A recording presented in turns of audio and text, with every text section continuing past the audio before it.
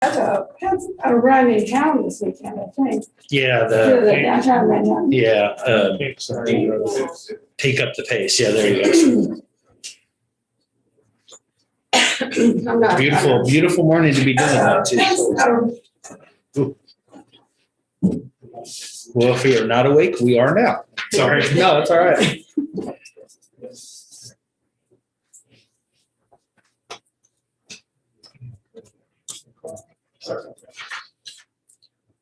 Yeah.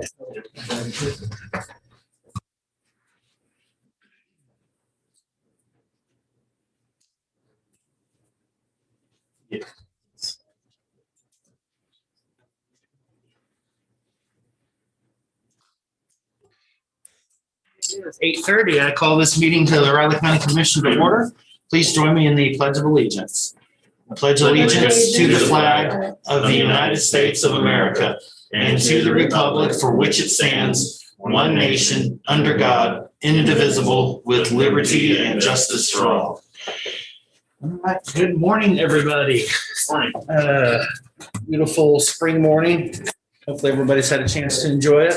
We'll, as usual, start off with some public comment this morning. I'm assuming it's that time of the month again. Yes. Okay, I'll let you start off then, and we'll go from there.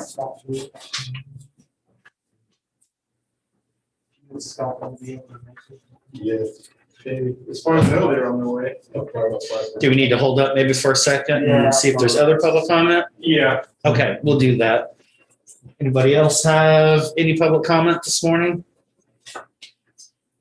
Of course, that would happen that way, wouldn't it? That's always my luck. Okay, well, if you want, we can start off with the commission comments and we can come back to that if that works. Okay, so I'll go ahead and close off public comment for the moment, and we'll move on to commissioner comments, and we'll start with Commissioner McKinley.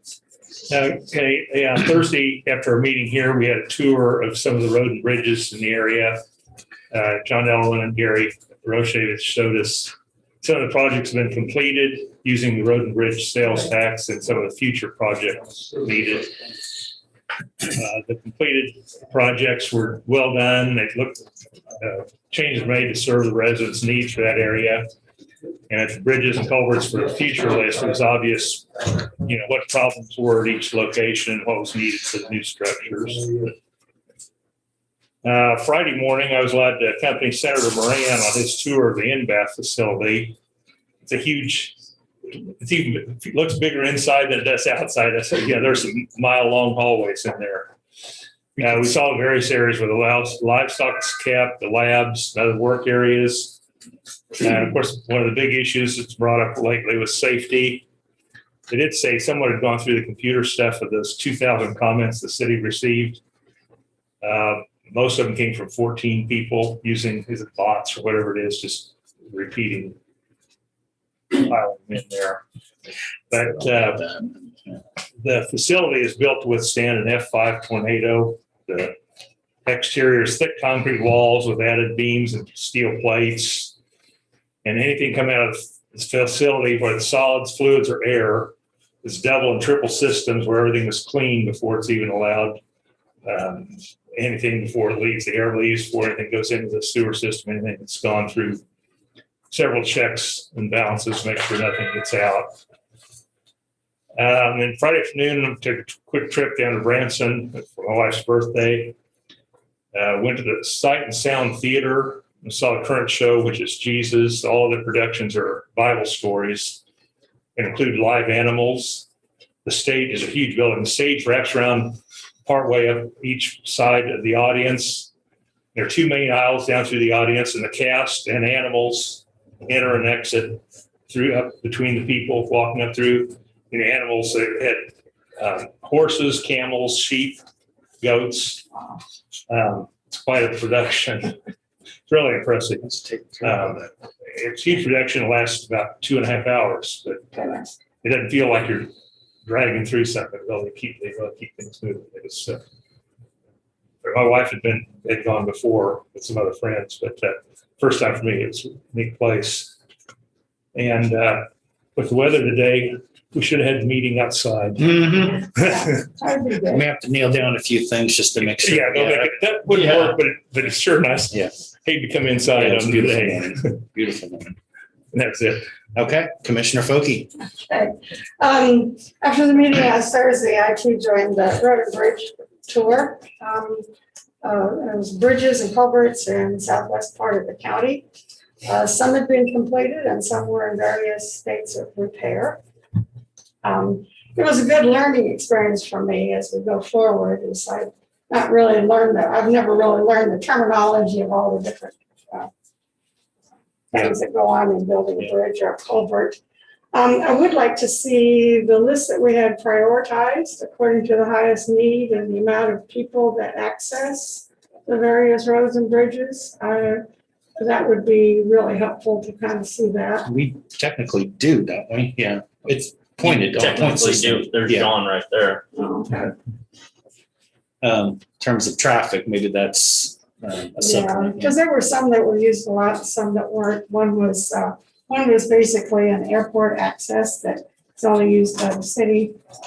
There was one property, I think only one family used it. I mean, they're all in need of repair, but it just would be nice to see that kind of thing. Later that day, I got a call from a friend or an acquaintance who wanted me to talk to a friend of his who has a complaint against the appraiser's office on his residential appraisal that's been going on for a while. So Friday, I talked with Clancy a bit on it and then met with Greg McHenry about the person in question. And of course, it's been going on for a while. So we discussed the issues that have been going on and he's going to get back with me this week on getting the issue resolved amicably. On Friday morning, I met with Tim DeNoble, the Dean of the School of Architecture, Planning and Design at KSU. We went into the old Christian church property again. It's probably the fifth time I've been in there looking at it. That afternoon, I called Rich and asked him to add an item to the agenda on Thursday at 9 a.m. That we could address various uses. Dr. DeNoble has agreed to come and talk to us about, various uses that we could do of the existing building. I also have a Kathy Desmond-Husky of the Raleigh County Preservation Alliance. I'd like to come and say a few words too. So Rich said that I ought to check with you guys and see if that's okay. It didn't seem like it was a real busy day on Thursday. So that would be okay. Let's discuss that at the end of the meeting Okay. today. I mean, okay. Oh, okay. Let's see. Saturday, I went to the Smithsonian exhibition at the Bowling store down in Bowling. Exhibit is closing today, and theme is Crossroads: Change in Rural America. And Bowling was one of 6 locations in Kansas where the traveling exhibit has been hosted.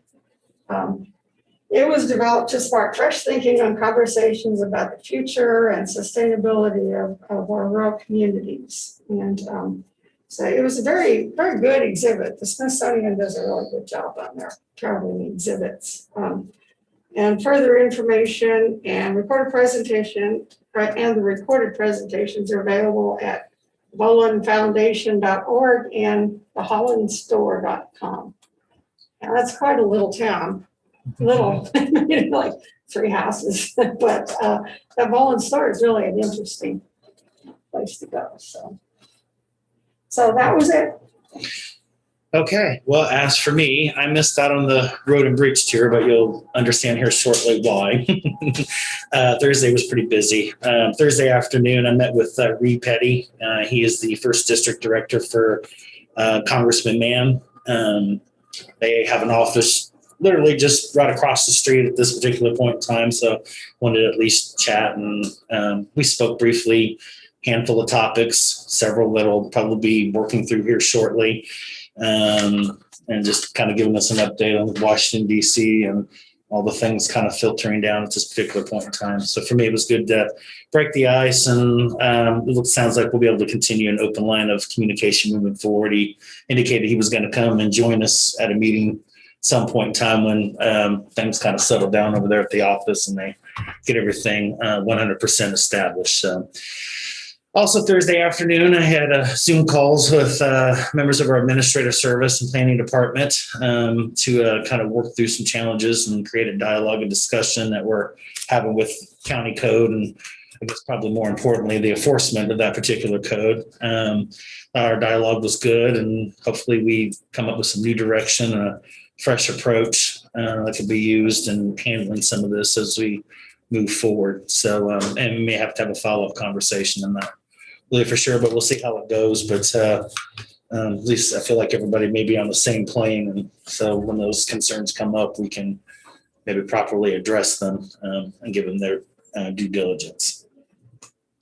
Also Thursday afternoon, I listened in on NACO's national membership call. We're trying to develop the U.S. Treasury's new guidance on pre-award requirements and the outlined immediate steps counties are going to have to take to start receiving some of these direct payments through both the American Rescue Plan and the American Jobs Plan. Jobs Plan is a little bit more vague at this particular point in time, but I guess it came out second. So I guess that's probably to be expected. Funding coming through these mechanisms that are being established should be coming in the next 60 days tops, or at least that first payment. Full timeline has actually been pushed out even further. We're talking to the end of December of 2024. So, and like I said, specific guidelines for all the 3,000 plus counties are apparently going to be based off of population, housing, health, infrastructure, and job retention needs. So, like I said, our national association will be putting together a recovery clearinghouse that's and a dashboard that will kind of list everything out county by county. That should help. But in my eyes, we won't have to struggle with quickness and panic this time like we did last year. So I think it'll work out in the end. Friday and Saturday, I did attend the annual state Republican convention, which fortunately for us, we're right here in Manhattan this time, 5 minutes away over at the Hilton Garden Inn. It was the first major event at the newly expanded conference center. And it was attended with about, they're saying well over 800 people total. So very large event for them. Of course, they haven't really had anything that large since the end of 2019. So kind of a good learning curve for hopefully what will continue to come in moving forward. It was good to catch up with people from across the state that I myself hadn't seen in person in a year and a half, some instances. So that was nice. Saturday evening's dinner included Matt Schlapp and Governor Kristi Noem from South Dakota. So good time. Good to catch up with everybody. And then last evening, I zoomed in on the, what was it called? It's a big long word here. K-State Staley School of Business Leadership Studies. Did I get all that right? Okay. They had a celebration and award ceremony, of course, virtually. And want to congratulate Julie and everybody at the health department for the public service award that they earned through that. Difficult as everything was, I'd have to say that was well-deserved, and the comments and the dialogue with that was spot on accurate. So congratulations on that. And lastly, I wanted to send my thoughts and condolences on the passing of Judy Davis, longtime director of the Crisis Center. During my 6 years on the City of Manhattan Social Service Advisory Board, I worked pretty closely with her and the organization. I really always found her to be very compassionate and a complete stalwart in dealing with challenges and issues on domestic violence here locally. It's going to leave a truly huge void to be filled by the community. And I'm going to end my comments with a question this morning. Anybody can feel free to answer, but through 20 games, who has the second best record in Major League Baseball? Just heard that this morning. And one answer is already excluded, so don't even try. Kansas City Royals. That'd be the Kansas City Royals. That's correct. So yeah, I just want to go ahead and just throw that out there. If it doesn't stay that way, that's fine. But at least I can gloat in the moment anyway. So. Okay. Yeah, so with that, we'll go ahead and move on to some business. Well, actually, no, we have a presentation, so I'm going to open public comment back up if everybody's here. Yes. Okay. I think so. So I'm Steve Shirley with the Reach. Kind of hard to hear for Yeah, the you can people put that it are down. watching. Yeah, you can. Yeah, you Okay. can. Yeah. I'm Steve Shirley. I'm the vice chair for the Reach Committee, and it's the employee of the month. And so got it here. So nominate Scott Cassidy from the Riley County Parks. Scott has been very helpful and accommodating during the COVID-19 vaccination clinics at Potter Hall. He's been very willing to help when needed and always has a smile when we interact with him. We appreciate his attitude and think he is an invaluable employee. We believe he is deserving of this recognition. So Scott, congratulations. Well, this is a surprise. So I wanted to get my pink slip.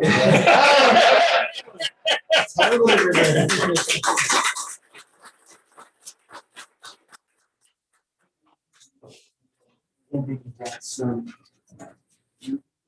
Oh, wow, thank you. This is a treat. And you also get on the picture with this. But you can feel free to make any comments you want first before we take a picture. Yeah, I really. Come up to the microphone if you would, please. Yeah, thank you very much. This is a big surprise. I really appreciate everything. So it wouldn't tell me why I was coming down here. I never did. Okay, thank you very much. Thank you, Jim, Okay. everybody, Uh-huh. commissioners. Sure. We'll take a picture. Okay. You can come up to the front here. We're kind of doing it that way for safety protocol. Perfect.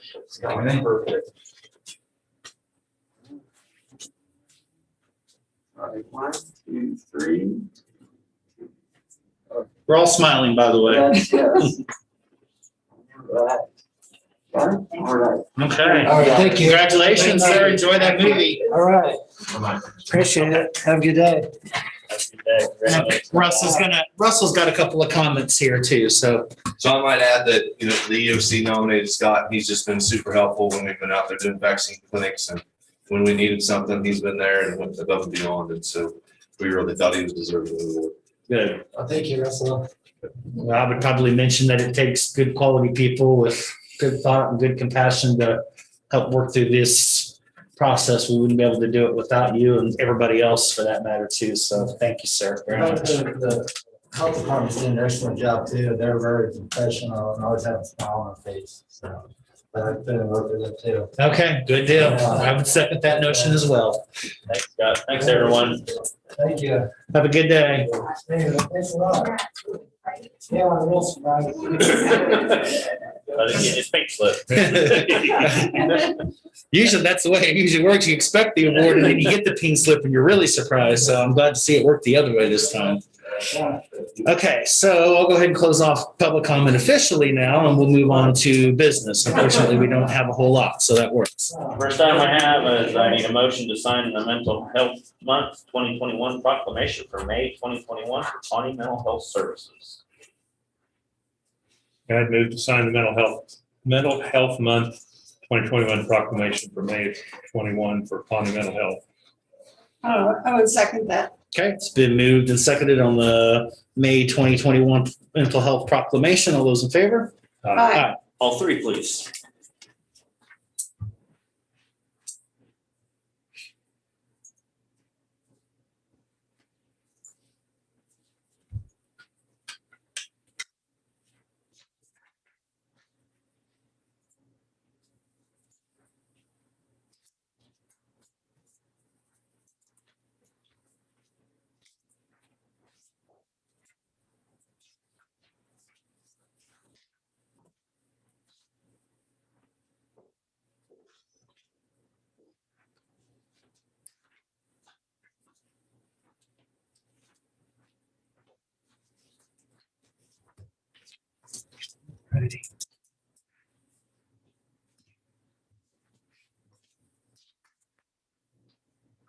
Keep one up with John. Okay.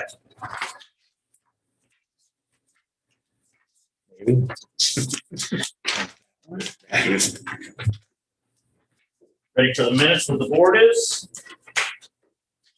Everybody ready? Okay. I actually have it up and ready to go, so we're in good shape this morning. Okay, we'll start with page 1. Page 2. Page 3. Page 4. Page 5. Page 6. Page 7. Page 8. Page 9. And lastly, page 10.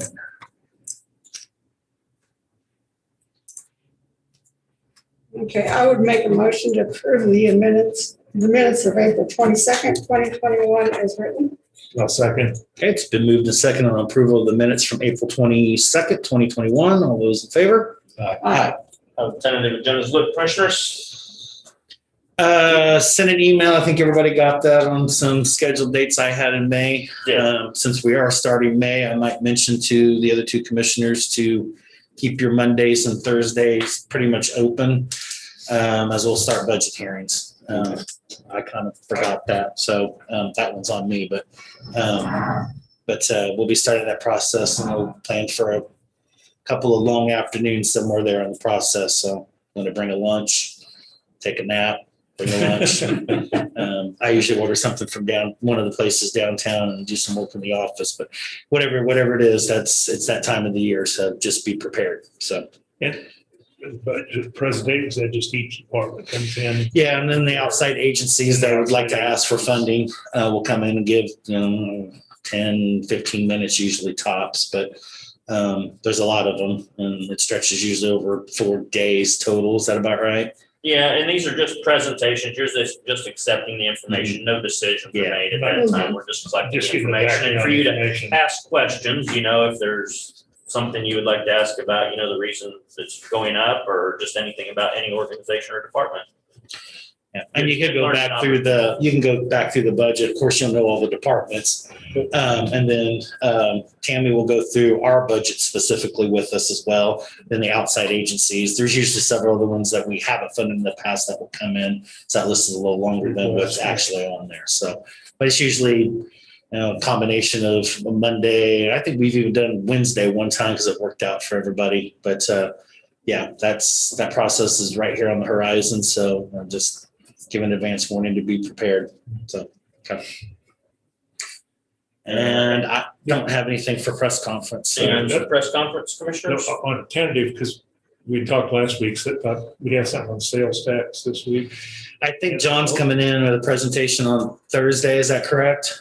No, he was here.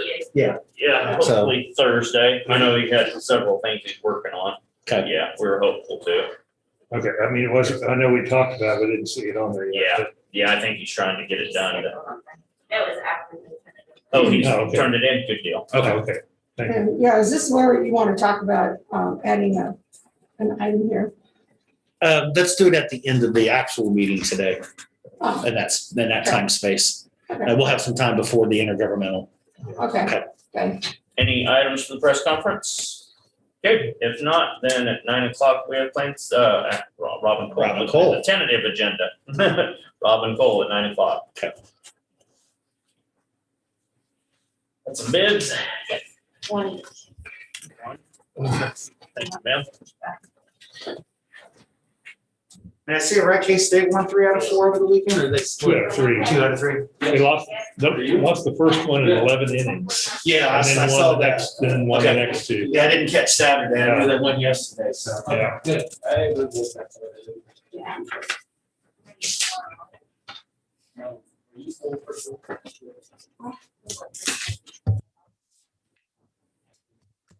How's Alice? Good, how are you? I'm good. I'm good.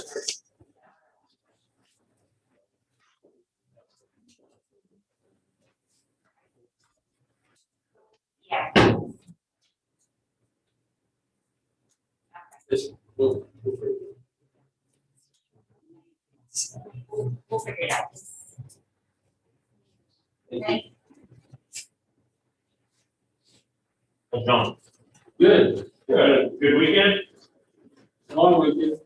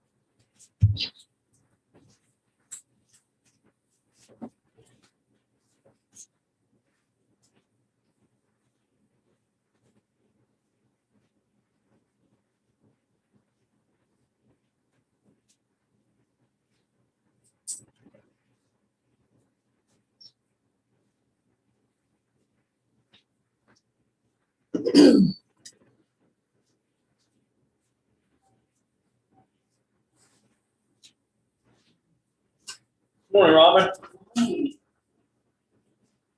How are you? Good, how are you?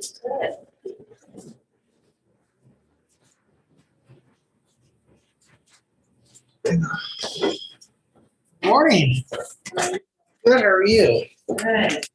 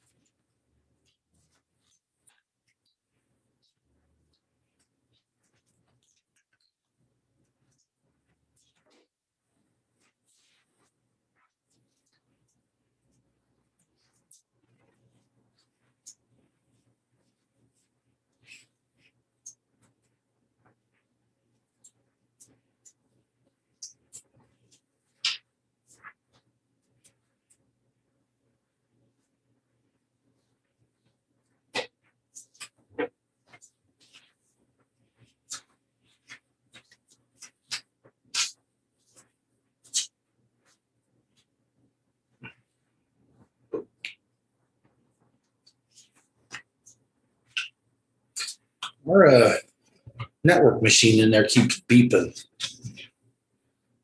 Oh, I does noticed that yesterday. Yeah, I hadn't done that before. So, we need to get the shredder emptied as well, please. The things I notice, right? Good. Yeah, somebody needs to know. I'm getting too comfortable here, I think. Hey, Kevin, just a heads up, look into sometime later, but Commissioner Ford said the network system in the room keeps beeping and it didn't used to beep, so someone might want to check on it sometime. Thanks a lot. Bye. Okay, okay, thank you. Bye. Can it maybe be later in the afternoon? Okay. Yeah. Like after 4 or- Yeah.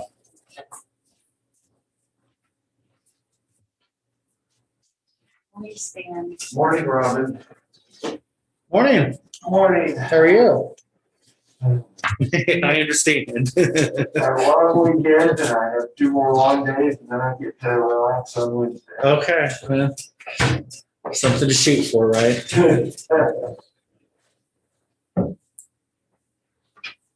Well, it's a good job getting lunch on the board.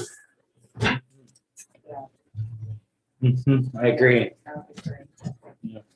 I made a couple phone calls on that and was hoping that was the direction it was going to go without actually asking, and it did. So we got lucky. Got lucky.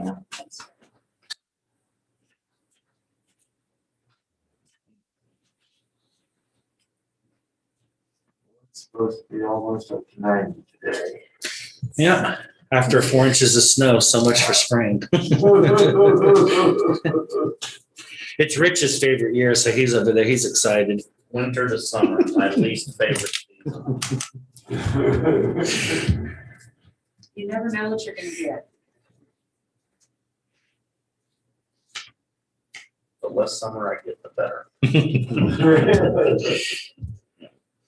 It does look like it's going to cool off a little bit towards the end of the week. That's not what I consider cool. Fair enough. Okay, Robin, it's 9 a.m. Good. Please take off your mask while speaking. Mhm. I can comply with that. Okay. It's amazing how everybody has followed along the same lines there. Yeah, that's a nice little note. Good morning. It's good to see you all today. We have a lot going on at Quantum Mental Health.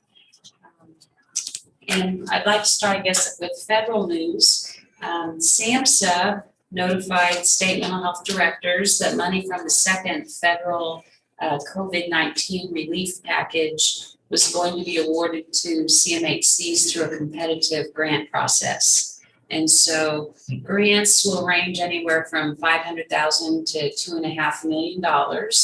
And that'll be each for 2 years. They're expecting that there will be about 165 to 825 recipients. And so Pawnee is going to be applying for that, one of those grants. Those grant applications are due towards the end of May. We also applied for another SAMHSA grant. It's a federal Certified Community Behavioral Health Center grant. That grant we applied for that in March.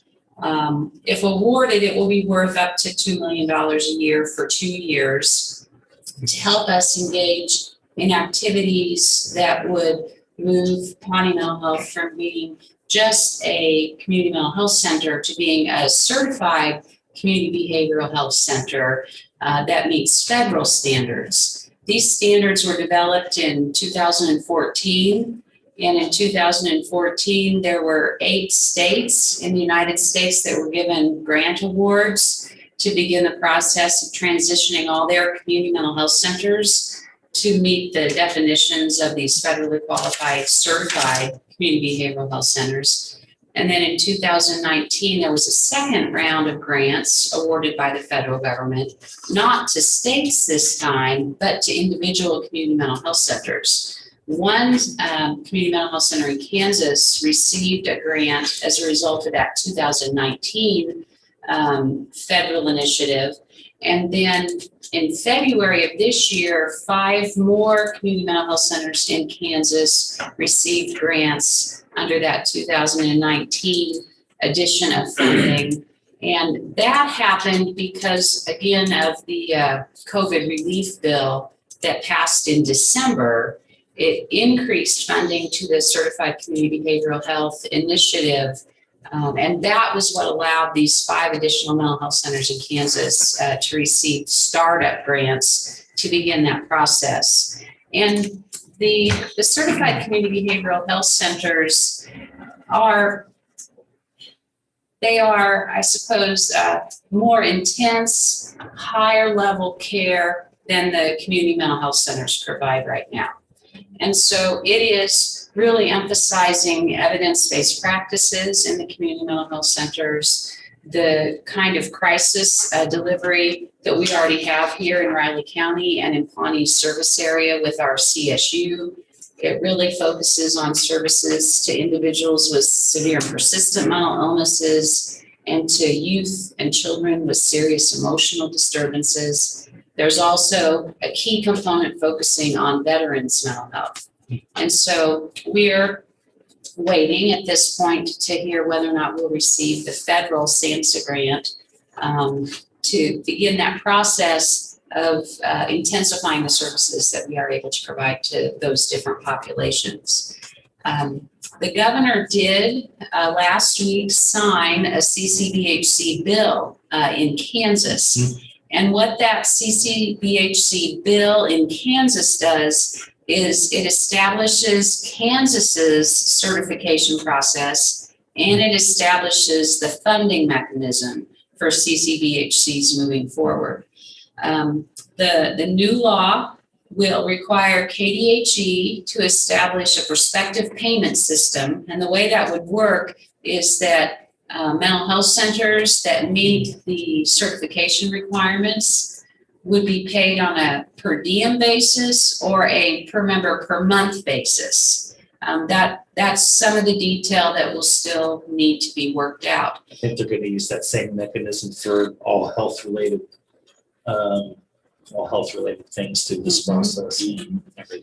And so the bill further defines, or the law further defines, that the community mental health centers that have already received funding will transition over to this CCBHC funding mechanism by May of 2022.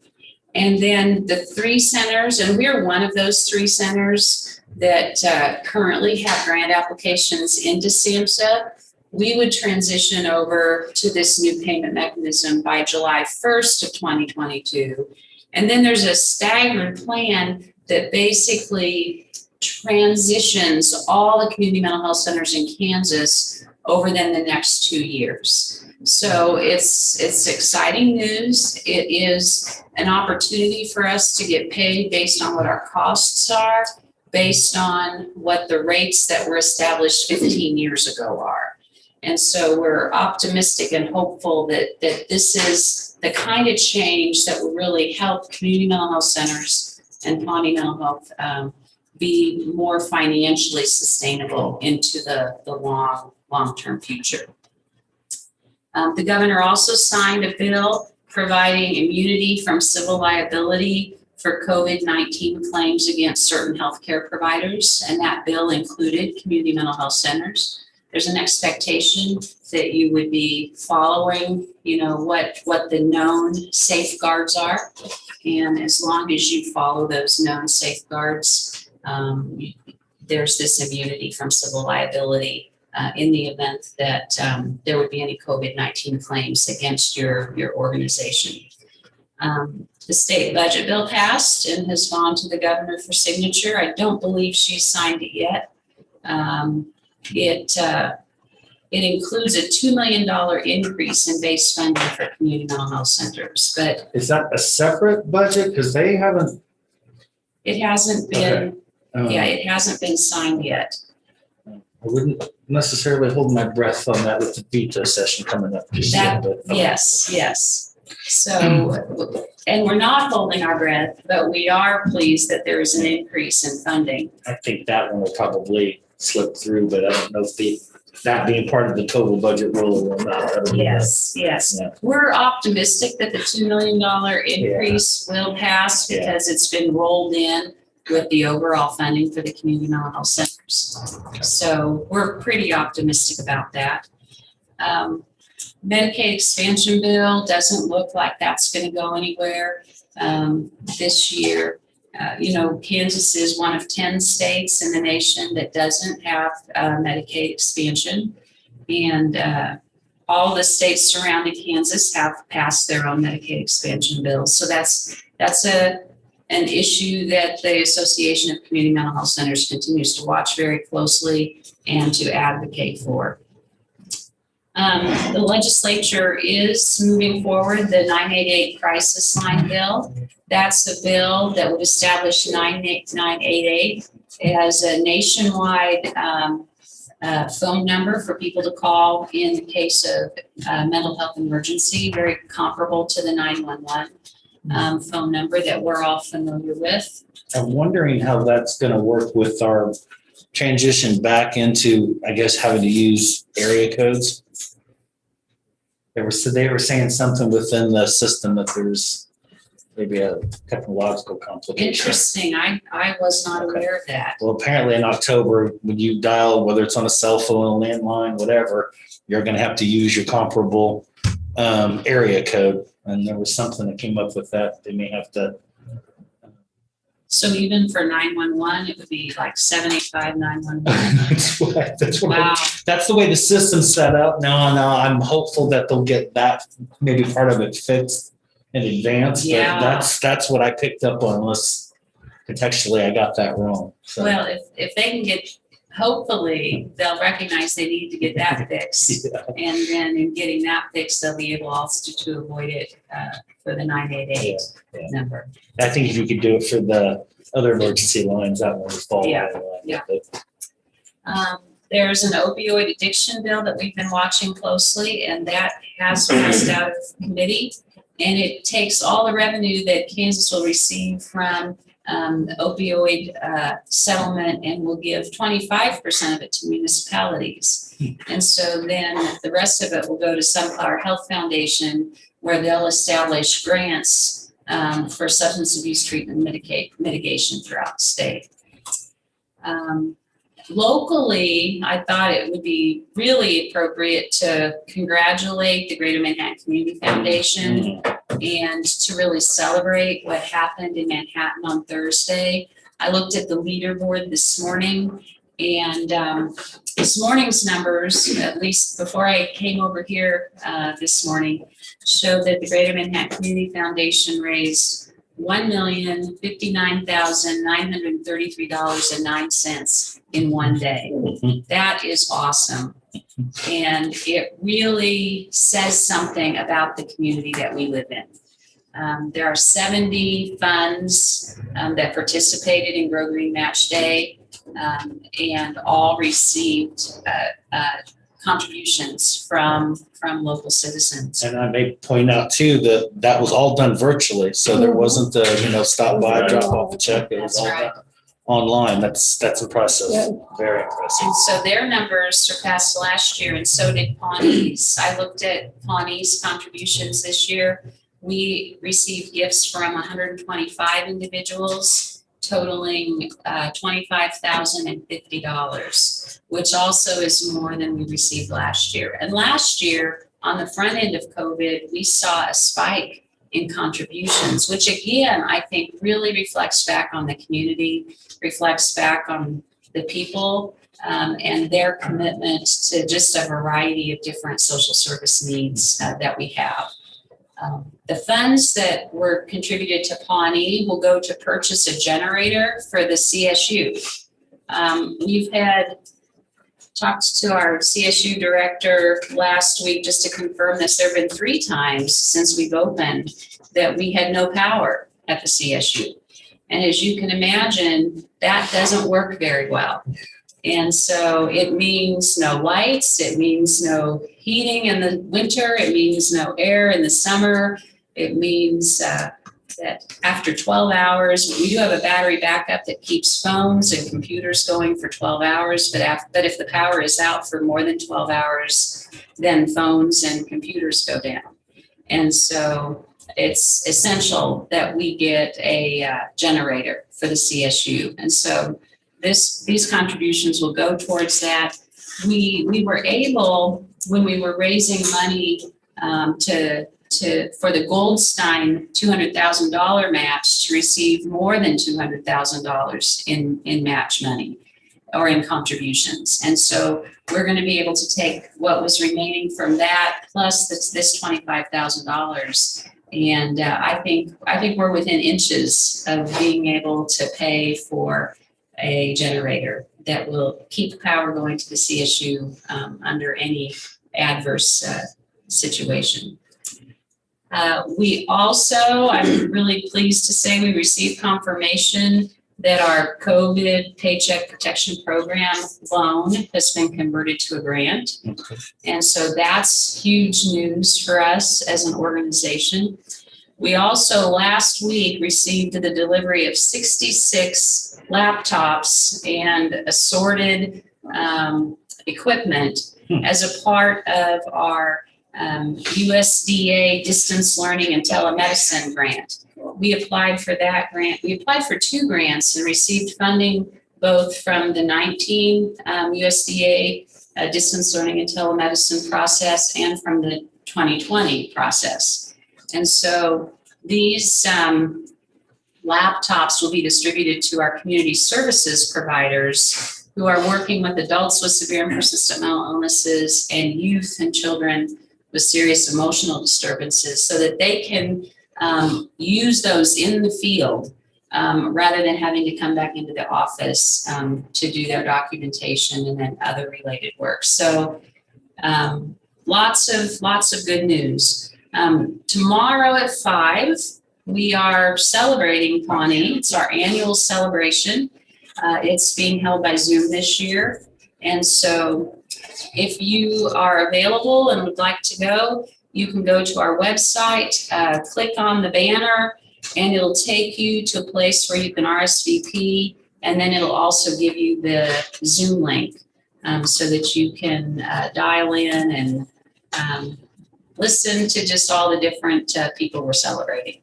Did either of you receive that? Yeah. Okay, I got it. Yeah. Okay. And- I was gonna say, I've got the email. I can send it over to Rich and he can send it to you. So thank you for the opportunity to give you some updates on what's happening at Pawnee, and I'll hang around for the Mental Health Month proclamation. Will do. Yep. Thank you. Okay.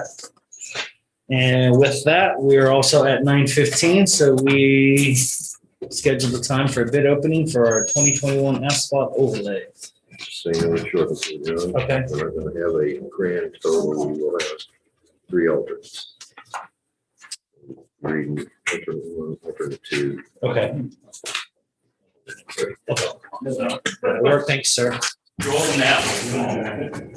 And it looks like we have one. Yeah. Okay, so there'll be an alternate 1, an alternate 2, and alternate 3. And the only one I have is from Schilling Construction. And of course, that's right here in Manhattan.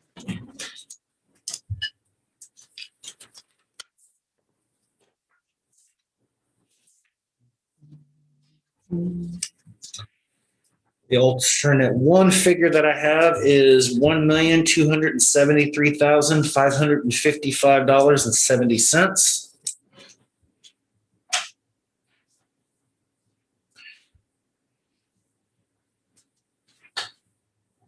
Alternate 2 that I have is $1,415,845.70.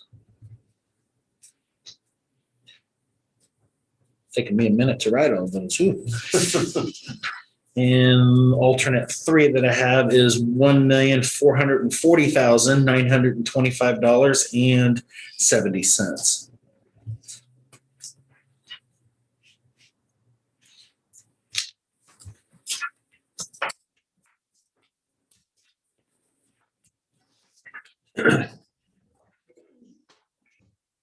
Bid from Schilling Construction is the 2021 asphalt overlay.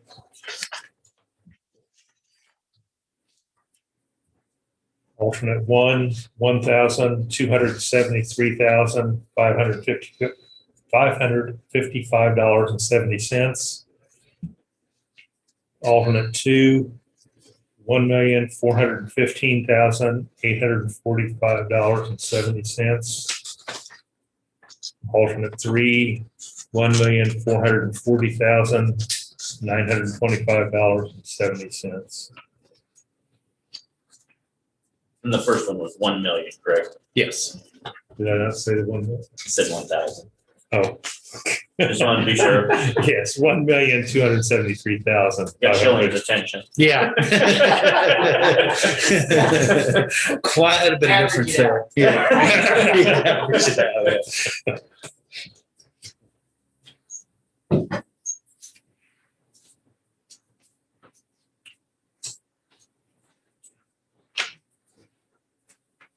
Okay. We'll accept the recommendation to send that back to staff for further evaluation. Yeah, I move to send the bids back to staff for evaluation and recommendation. Second. Okay, it's been moved and seconded on the bid overlay program. All those in favor? Aye. Aye. Next, commissioners, you have press conference at 9:30. Okay. And actually, you wanted to talk about whatever now? You can come back to the office if you like. Okay.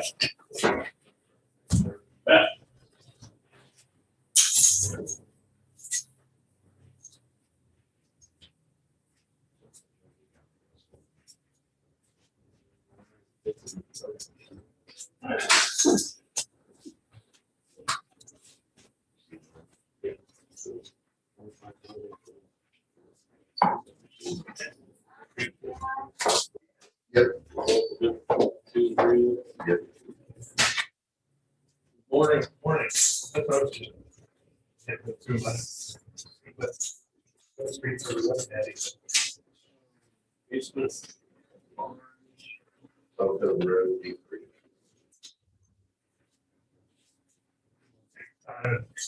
her. I'm just curious. What is the different option? What are the different options? Well, number 1 was fine material, our food layer. Number 2, they do everything. 3 was the truck is something to transfer into the opera paper. helps with segregation.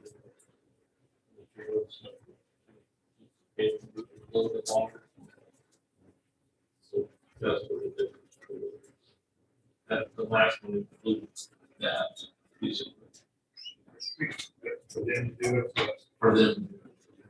Yeah, 2 or 3 were for them to do it. At any dollar difference. Okay.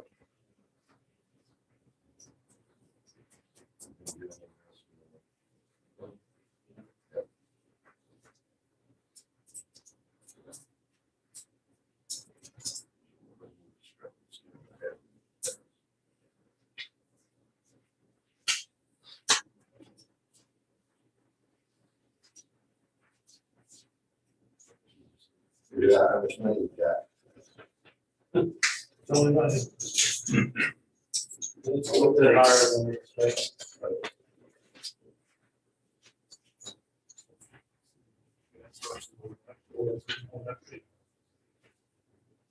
We wasn't supposed to be for our ceiling, the prices of oil. And this is not much different. That's the oil.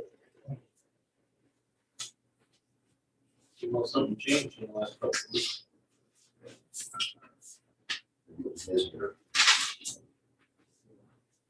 Back up there, I don't know that it's much, but it's healthy. place states that way. That's all good. It's. Now. We used to get bids from Dennis to Topeka. Several years ago, they were low bid and they're starting to get to show it anyway. So, and when we get up north, we'll have all the bid. And then the prices will work. It's kind of way to roll. Yeah. That's, there's still got buyers out at Junction City that I think that is a second before. Just the concept, buyers bottom, Oh, really? yeah.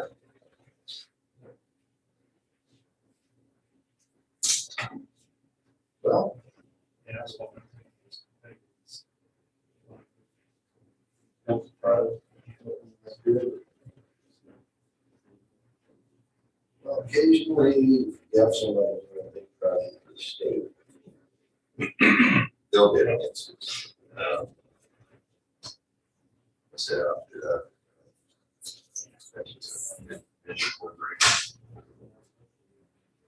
yeah, one of the Western towns. Yeah. But they were doing overlay up to 44 a couple years ago. They did. Wow.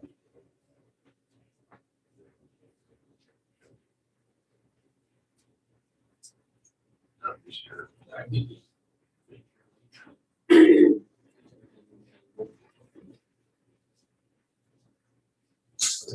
Well, maybe get some time to.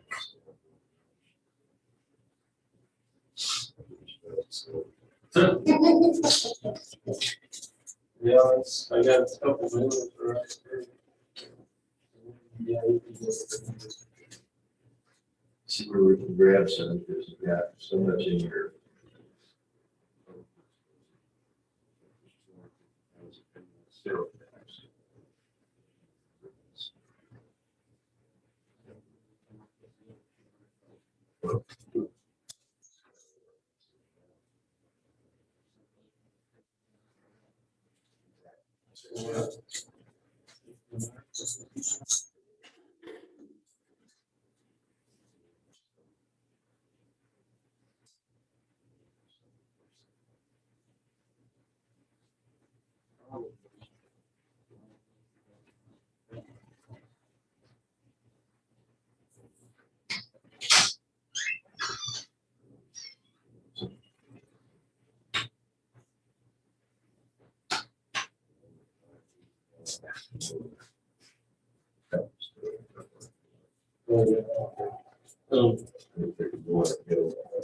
I do.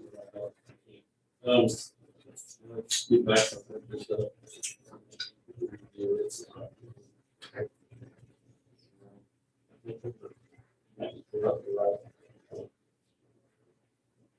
Yeah.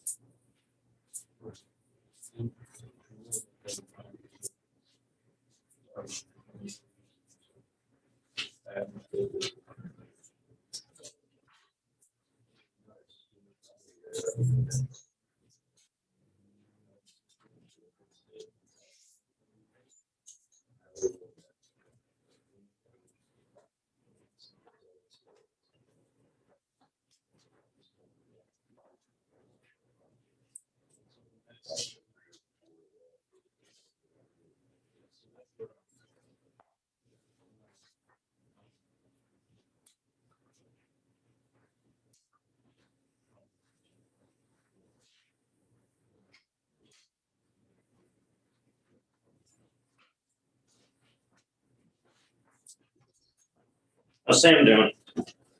Sam's doing a lot better. I got my shot. Second one on Thursday. I was fine all day Thursday. Not in the morning. And Friday, early Friday morning, I wake up, I'm asleep in my dream. I'm really hot. I'm trying to find somewhere to cool down. I wake up, I have a fever. I'm like, Oh, really? yeah. Yeah, I got achy and fatigued. I didn't get no fever. The lady in our office got a pretty good fever, but I just got achy and fatigued for about a day. Woke up Saturday morning, it's fine. I woke Saturday morning. Still kind of groggy, but that Sunday, so. Yeah, it affects everyone a little differently, it seems like. Hey, Rich, is the intergovernmental stream, is that streamed on YouTube? Yeah. Yeah. See you, Gary. Later.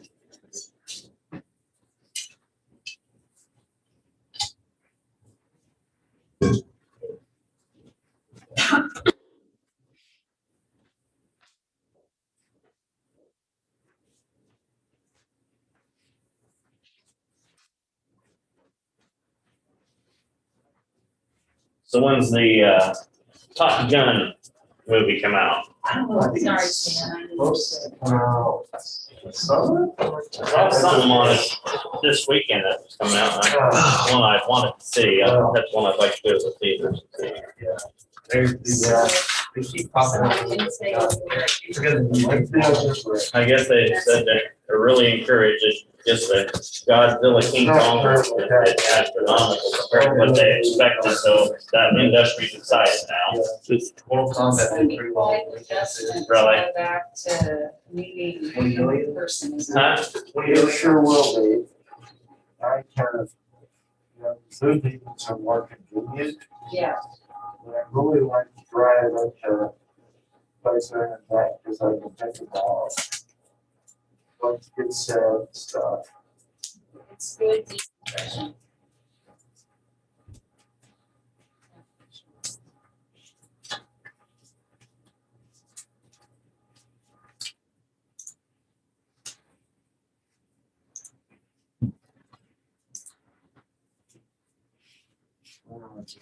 For,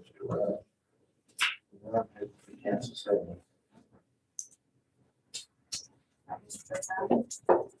For fun. I'm gonna buy some books. See my girlfriend.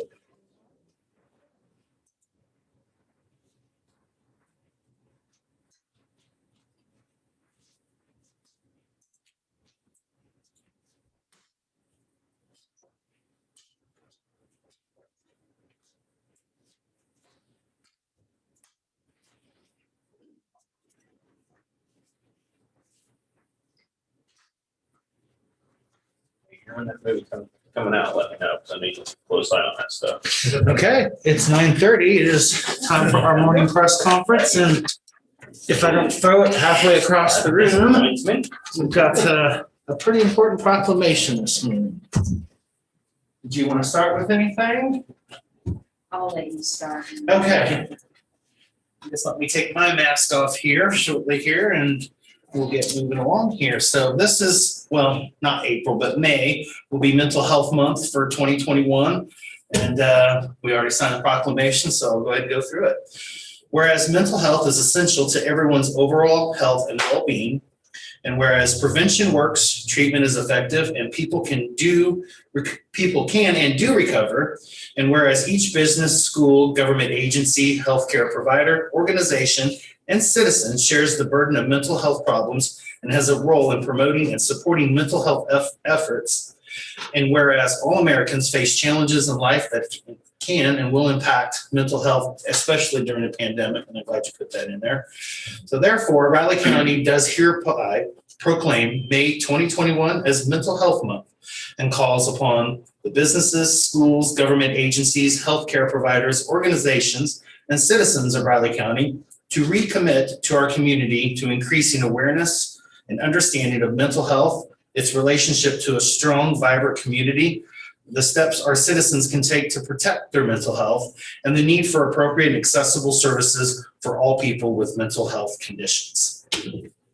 So, Robin, I'm gonna let you speak. Yes, thank you very much. You know, before the pandemic, we saw where nearly 1 in 5 American adults would have a diagnosable mental health condition in any given year. And we also saw where 46% of all Americans would go through some period in their life where they would have a diagnosable mental health condition. Half of those developing those before the age of 14. And so the pandemic, you know, we're more than a year into it now, and we're seeing increases in reports for anxiety and depression. Number of people who are reaching out for services has skyrocketed. Pawnee Mental Health has seen an increase. You know, on the front end of the pandemic, we saw people really were sort of sheltering in place, and the numbers of folks who reached out for services dropped significantly. Now that we're beginning to emerge from the pandemic, we're seeing the number of people reaching out for help increasing dramatically. And we're really scrambling to try to meet those needs. This year's Mental Health Month theme is Tools to Thrive. It's the same theme that Mental Health America chose last year. There is an array of tools, or there are an array of tools that are available through Mental Health America. We'll be taking that information and making it available on our website, so that if people are in need of assistance, guidance, resources to know how they can respond to their mental health needs, especially during COVID-19, we'll have those resources be available to them. So thank you very much for proclaiming May as Mental Health Month in Riley County. Yes, certainly glad to do that. Thank you, Appreciate Robin. it. Thank you. Next, commissioners, you have John Element, 9:50. Okay. You too. We'll see you tomorrow. You too, Stan.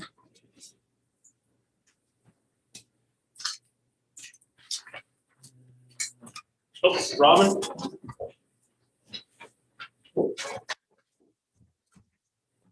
Just want to make this copy that we got original. Okay. Thank very you. much. Excuse me, Ron. Oh, you're all right. Okay.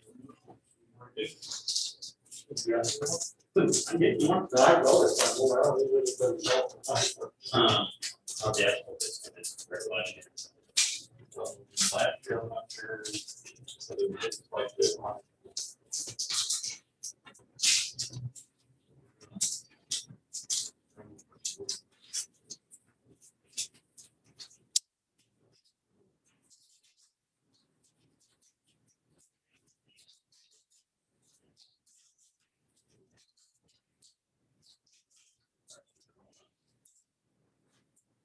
Yeah,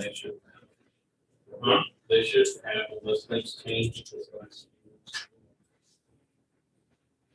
Prices.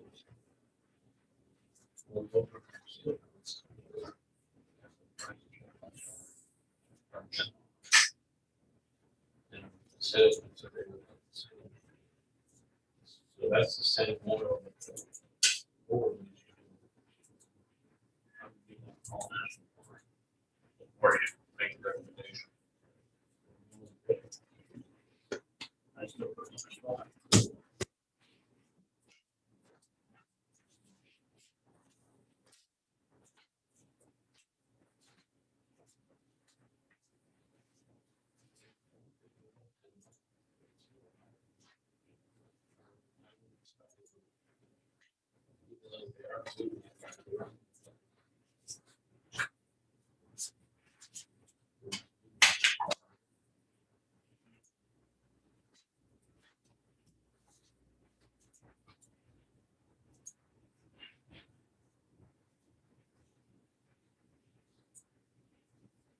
Yeah.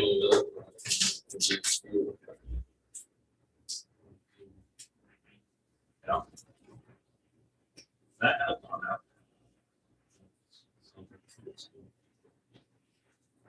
That is affected by the crude oil.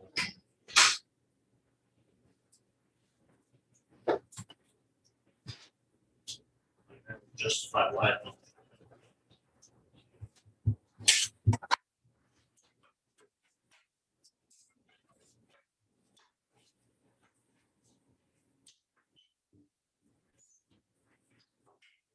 Predecessor. Gary seems to talk to me. I try not to call him off.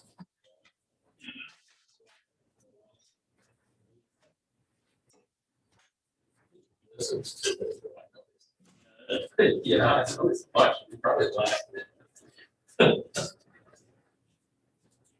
it out. Seemed to have grown over the weekend. Just by a couple of minutes. Have a good day. Eating my carrots and broccoli. There you go. The salads. I know. The cupcakes are better. How do they do taste them? You can't choke on a cupcake. I know, we did up a little batch, on Saturday morning. Yeah. It's funny how that works, right? Yeah, I've never heard of anybody choking on a cupcake. Yeah, who said the carrots are healthy? Right. Right.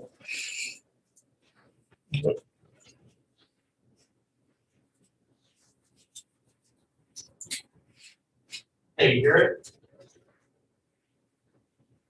You're doing it right now? Yeah. Yeah, you want to hear it? I'm not hearing guys. He's got stuff in here.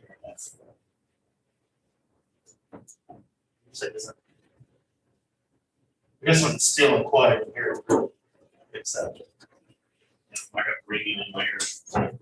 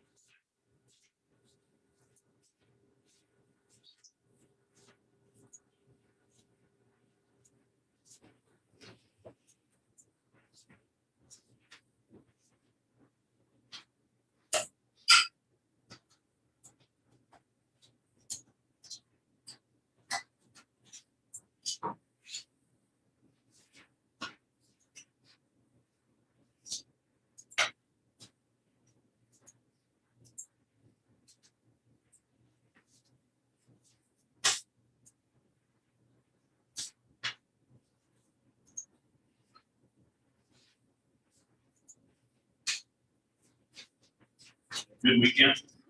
Yeah, right. It's hard.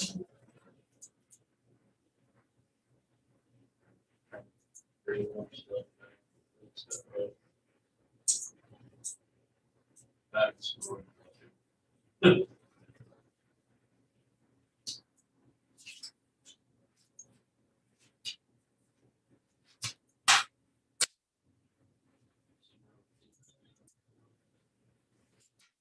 You don't have to injury.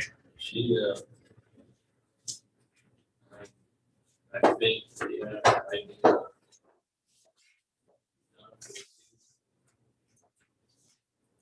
that pain and everything's pretty sad. Sure, it's gonna start coming out. It's tough for senior year. Yeah, senior year. They missed the season last year. It's everything. She was on fire.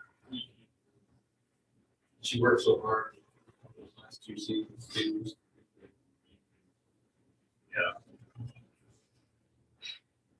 gonna try to play some, well, you said you're playing ball. Two little play volleyball with friends, so, you know, that's probably a good thing happening. Wednesday night. You're ready for that. Yeah. What position you play there? She was recruited as a middle. Oh, Not tall enough. Any more than any higher at school, I think, but she's 5'10". She's not bad. She might, they need her to go inside.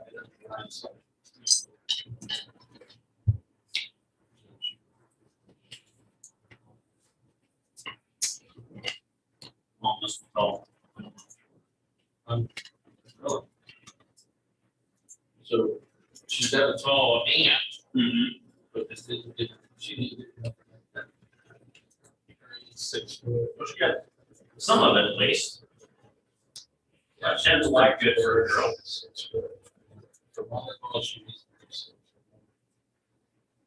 Even as her height is probably the right height for a set.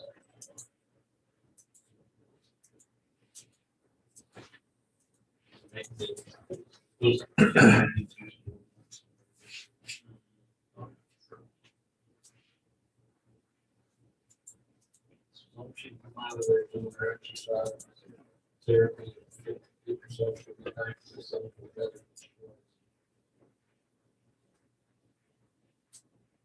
She won't miss me. Yeah, it's unfortunate.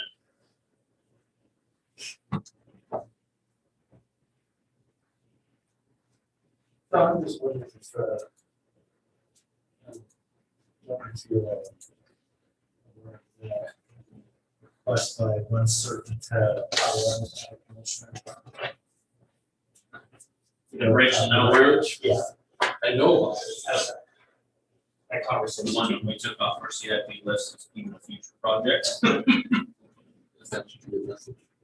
It came up over the weekend for a couple of people across the way too, so.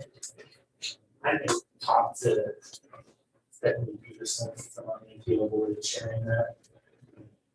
Officially giving documentation information that officially proves why. At least at the moment, it's not. Yeah. City. City. Sent me an email asking if the traffic comes in. Cross our mind. It wouldn't be your responsibility to do there anyway, that's it. No, I think it's the right thought. Well, where the construction is over there from the detour. Here's the issue with this, She thought is that would be good. enough. this is based off of stuff that's not even in place yet. You can't take traffic counts, you can't do a consult, you can't do a study of something that you think is going to happen. And then they ultimately happen, it may get pretty dense over there, but you can't base anything off of that until it actually occurs, and that's what KDOT's at. They're gonna. Well, and that's the problem with that, because KDOT will not build that, because they do it for state infrastructure. That is local infrastructure for their housing development. That's a problem. And if we're gonna combine with them, then it's our problem financially too. Well, the other issue there too is, what Newtown, Sheriff, and Green Valley want to do over there. They don't annex with the city, then it's not a city problem either, it's their own. I tried to explain to them, I don't know if you ever was in a meeting with you on that tour on Thursday or not, but No, there was no. those are more of an issue to me than matters right now. I don't see Broward County residents making a mad dash over across that way. It's that way and went over this way. I get it. I totally get it. But, it's not something that I want to deal with at this point in time. I mean, maybe 10 years down the road, maybe that becomes questionable. I don't know, but The other problem is, and the other argument with that is well, we need to have, we need to have alternate route in case of flooding. Well, yeah, exactly. This making sense because that's gonna be the first one to flood before this one, if it's from Tuttle Creek or Blue River. And then over the rail trail falling up to the Hamlet, that's fine, but your access point here, your access point here is still gonna be cut off to the bridge. The bridge may be above water. There were alternate routes that have been used before. Right. Flooding. Yeah. It worked. Right. It's not optimum, but in an emergency situation, you do what you gotta do.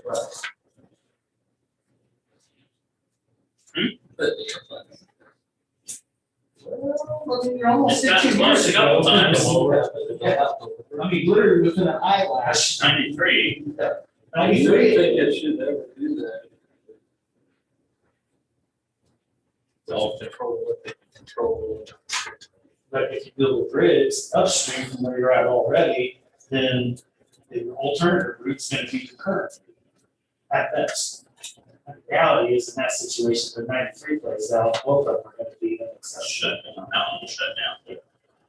That one actually flooded over, but they're talking, well, we'll build the bridge high enough to where it worked, but you have to build everything going into it to make that work, because if this is flooded, and this is flooded, but the bridge is 6 feet above water, you still aren't gonna be able to use it. And the thing is, to keep the road from flooding, you gotta build a Right. thing.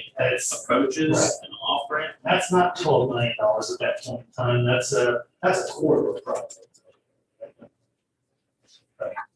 But that discussion came up, so that people were across the way. Both local roads on the side. Correct. Said, if Blue Township and Green Valley choose to stay independent and cooperate separately. that would be fine. Space maps, they don't see how they would deal with the city, but I don't see how they. They're in a rock and hard Yeah, place. I know they are, it'll be interesting to watch, it'll be interesting to watch how other services have to evolve with that too. It's really around this year.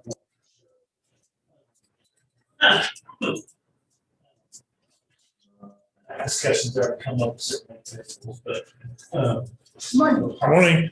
no pun intended, that was Oh, my hi. kids here.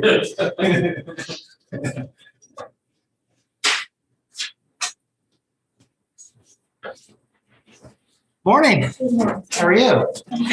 Good. Heard you guys complaining about the heat over here, so I don't know. We were complaining, well, Rich was complaining about the heat outside, Yeah, not no, I inside. know, Oh, okay, That's, I know. but But he and I are on very different pages about that one. yeah. We're opposite weather people. You and me both. Yeah, I've never complained about summer.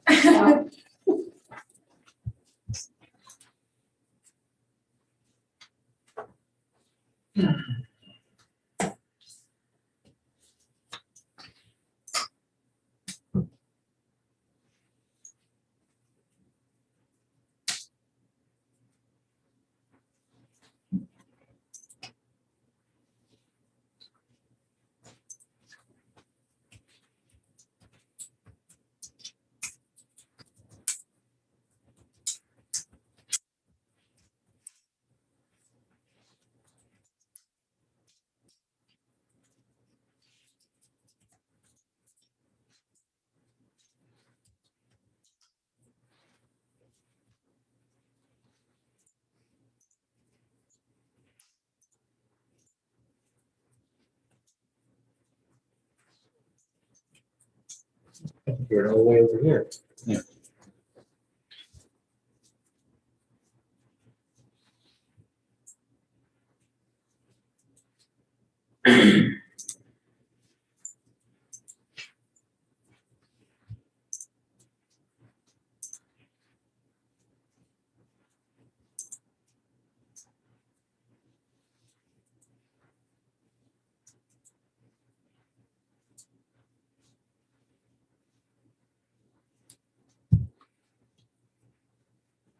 Okay, go ahead, John.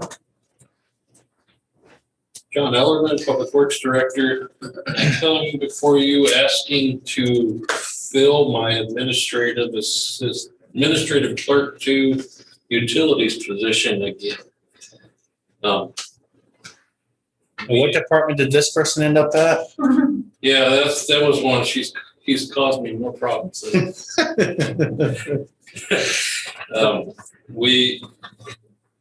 We've had a couple offers out, they've either taken another job, we did find a gal to come to work, unexpectedly, had some family issues and had to resign right away. So now we're back asking to fill it again. This is the position that does all our financials, receivables and payables for the utilities, benefit districts. Okay. And keeps a lot of track of what goes on and on our billing for that. So very important position. It's a lot of work. We've got Julie, our administrative, I forget the title, so she has a couple other girls helping her, but it's been really busy now with their other duties. So If I remember right, Elizabeth just stayed at the same grade when we hired for it originally, right? So there was no change in description or steps. Okay. Okay. So it's needed. yeah, particularly probably this time of the year with Public Works busy season. So, yeah. I move to approve filling the Public Works Administrative Clerk 2 Utilities position. Second. Okay, it's been moved and seconded to refill, I guess for the second time now, administrative clerk in the utilities department. All those in favor? Aye. Aye. thank All you. three, please.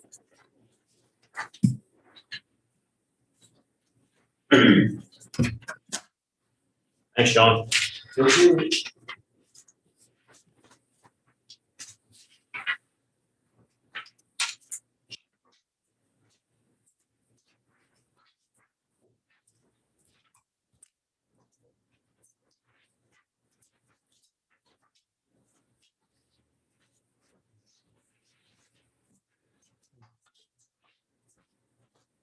Stuff.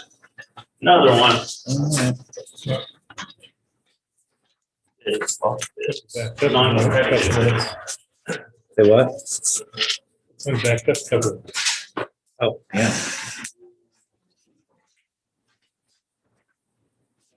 I think they really just want the signatures on it. More than anything else. I'm sure I'll do that too. Yeah, we've all done that once or twice. Sure. Thank you.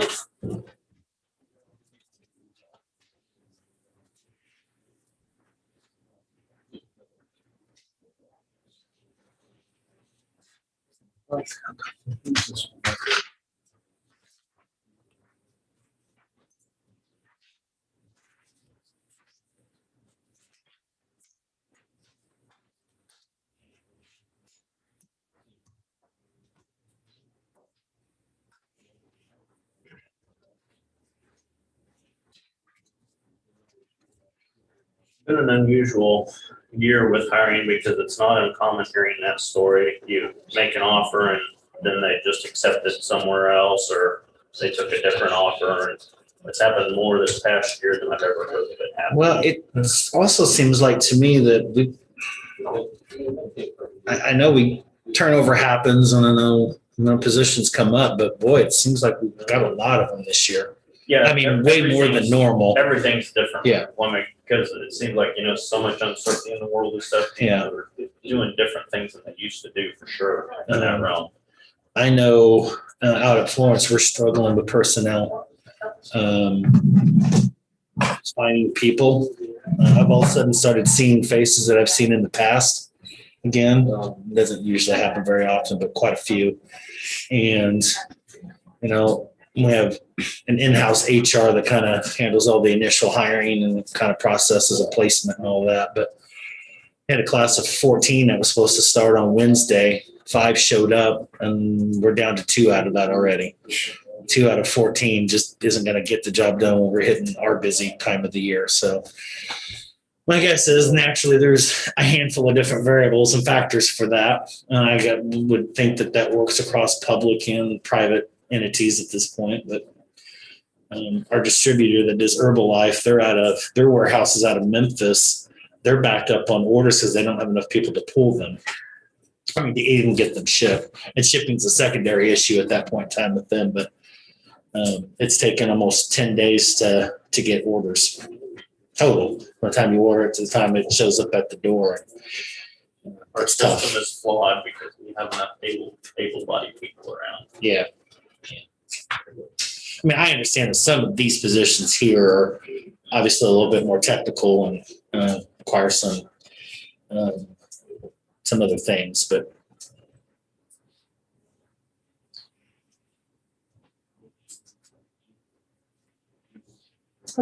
According to workforce people, I'm on that Heartland board, they talk about how a lot of people aren't returning to the workforce. yeah. You know, they found other ways, you know, they want to stay with the families, and, you know, going back to maybe a single I think there's also person in families. Yeah, and I that think there's kind of also maybe a natural inclusion that during times of uncertainties when people maybe make career shifts, they were in one sector, one field, and they decide to do something else. I also think that with certain streams of monies that are coming in are also keeping people at home. That's going to change at some particular point in time, and when it does, you'll see a influx pretty quick within all sectors. And this is also naturally the time of the year where, you know, people are graduating from, you know, high school, colleges, everything else, and they kind of figure out where they're at too. So I do see a lot of help wanted and employment signs around. So on one end, it means things are moving forward, but on the other end, it's connecting the dots and getting what you need to be able to do what you need to do.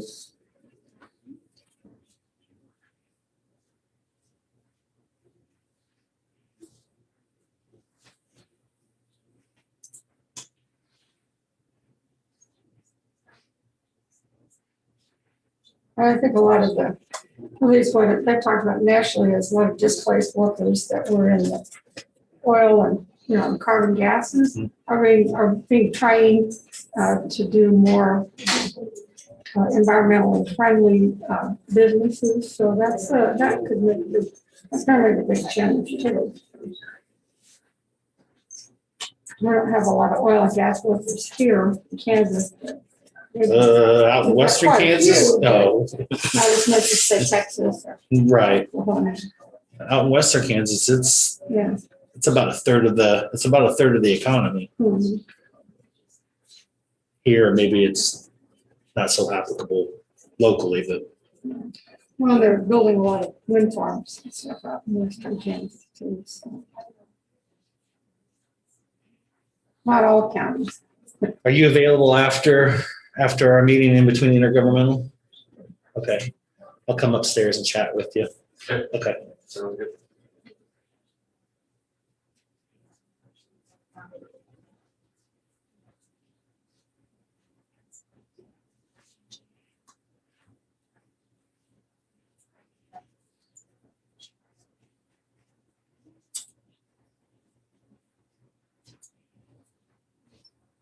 Red flag warning today. Saw that, you know. Not on purpose. Yeah, I was gonna say, kind of makes sense considering, boy, it was kind of smoky last night. Looking at the full moon there, and I mean, it was kind of under a layer. I thought, Yep. need some more rain for a lot of reasons. Chance to get some Tuesday, I'm hearing the chance for hail too with that. Oh, goodness. Yeah, I fear hail worse than I fear tornadoes, to be honest with you. That's much more economic. Yeah, exactly.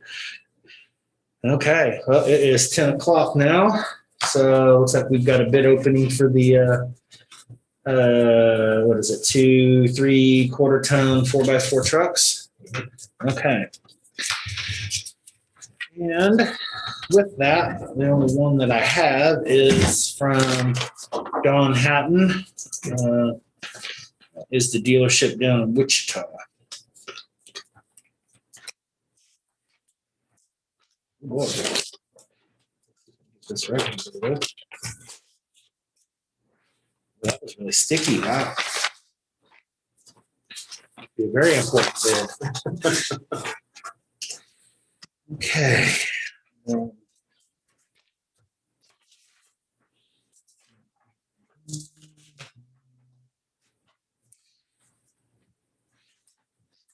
I'm assuming they're doing each one of them. Okay, no, they're the same truck with just two. Okay.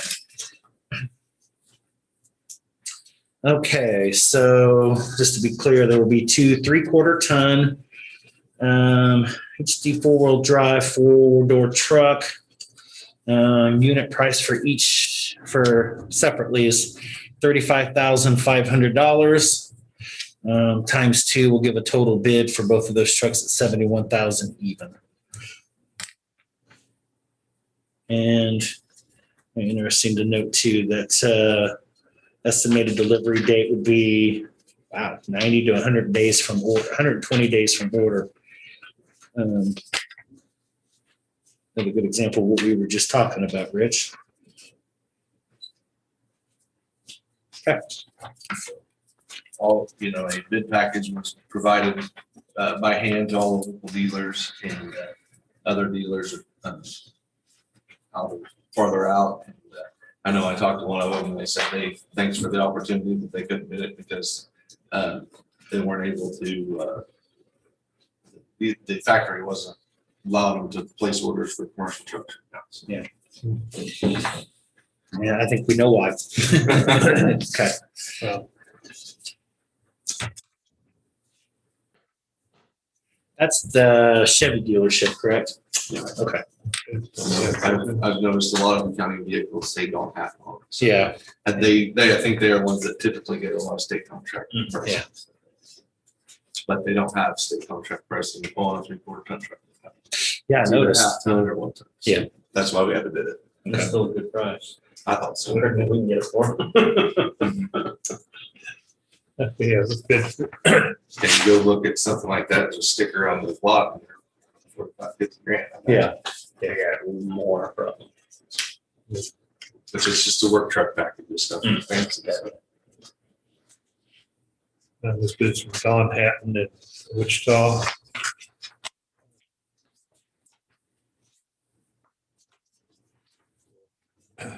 Three-quarter heavy-duty 4-wheel drive 4-door truck. The unit price $35,500. The two trucks total bid of $71,000.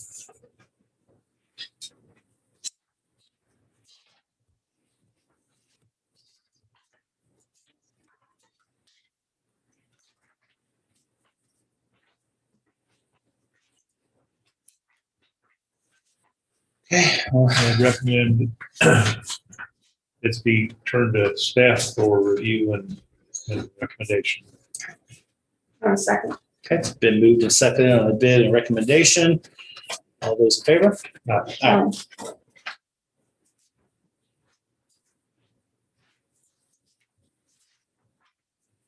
It looks like you have another item as well.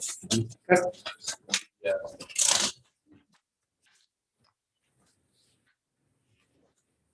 So the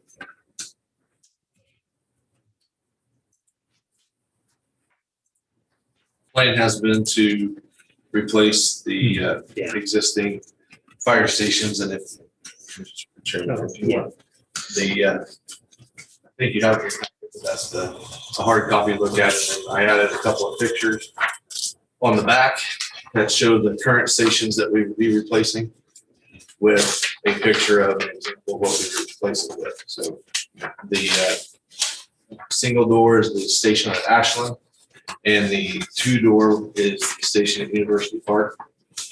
And those are the last two of the old cinder block fire stations that we have. And that will, once we replace these two, we will have all of those. I don't remember exactly what they are. 40 or 50-year-old stations. They were built by the Corps through a program. I think Pat said that those were built in the early sixties, so. So 40, 50 Yeah. years. Sure. Is that right? Yeah, yes. So, what we would like to do is this architectural firm is who designed, the picture on the back of the new station is the Blue River Hill Station. That was built about 7 or 8 years ago, I think. I can't remember the exact date.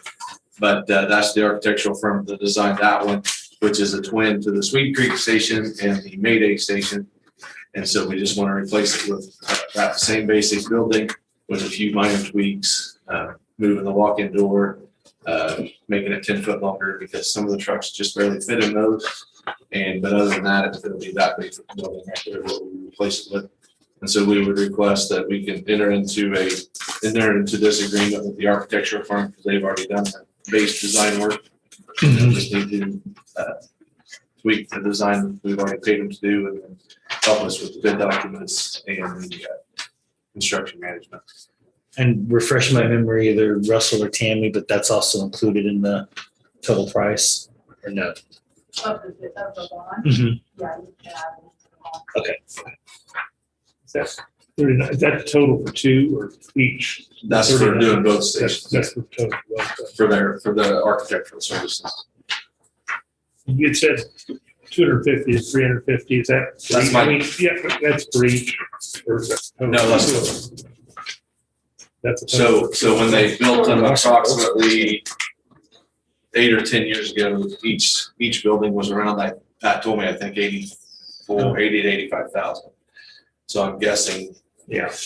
they probably went up It changes all. 50%, I'm guessing construction costs since then and maybe more. And so that's how I'm coming with that estimate of 250 to 350.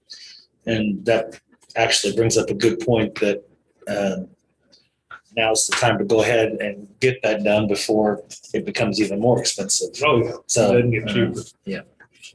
So you're going from cinder block to metal buildings, is that Correct. And you finance them, bonds or the, So are the other ones getting paid off by, I said 8 years ago or? So the Sweet, Tammy can correct me if I'm wrong, but the Sweet Creek, the Mayday, and the University or the Blue River Hills are paid off. We are currently paying on the Leonardville, Ogden, and Tuttle Creek Station. So that's the one by the core office up there by the dam, and then obviously Leonardville and Ogden. And that's a 40-year or no? No. So the ones that we're paying on right now are USDA bonds Right. and they're 30-year, but what Russell's proposing on these, because they're smaller, is to go outside of USDA and bid them competitively in the market to get the best rate, the best deal, and it wouldn't be less than 10 years, but he's hoping for around a 10-year term. 10 to 20, but ideally 10. But when I talked to the USDA representative, he just happened to be in our office last week, going over some final documents with Michael over the Leonardville and Ogden stations. And I was talking to him and said, unless you go 30 years, they're not competitive. That you pretty much got to get out there 30 years before they're competitive. So with these being smaller, I think it would be a lower interest and more competitive to not use USDA. But we can, once we get the bids in, if we realize it's going to be more, we can reassess that. Maybe we have to shift gears, but. Okay. now these would be done yet in 2021? That's the hope. Okay. And on the architectural fees, do they get paid prior to us bonding? Do we have to take that out of funds prior to bonding the project? Some of it, Some. not all of it. But Russell does have capital outlay funds that he anticipates using until we get bonded out. Or any of it until we get bonded out. And then it would be reimbursed back to the fund. Okay. And we do have a location secured for University We are. Park. We already own Lime Lane. Okay. I know we do for Ashland already, so yeah. Okay. Yeah, the University Park is a swap with the community is giving the lots and then then they'll take over the old cinder block building. Okay. Just kind of a property swap, if you will. Okay. So we can stay in the cinder block building until the new fire station is done, and then we'll move over, and then they would take over the ownership of the. So you're not demolishing the cinder block building? Not that one, and the Ashland one, which we'll just have to figure out what to do with it, whether the Ashland community would want it back or. Yeah, I haven't actually had that discussion yet. I think last year with COVID and everything, it was just trying to secure the spot, and because they're paying insurance and other fees for that. So to make sure that was secured for that particular purpose was the concern. I think as we move forward, that conversation will come up, and maybe they could facilitate it for some meeting space or some applicable use, but we'll figure that one out. Okay. You don't need those spaces for storage or anything, the new buildings will take care of that, or? Yeah, I believe so. We still have one old cinder block building that we are using for storage up at Tuttle Cove. And there is some storage in it. Possibly and I think there's actually emergency management stuff is it right now. And so hopefully the CIP, the building approved for through CIP for emergency management might actually let us dispose of that building eventually too. So we do have a 2-door cinder block building still that's still being used for storage at the Tuttle Cove. Okay. Okay, just been one short of storage space. Sure. So, Okay, anything else? All right, I can take a motion to move forward.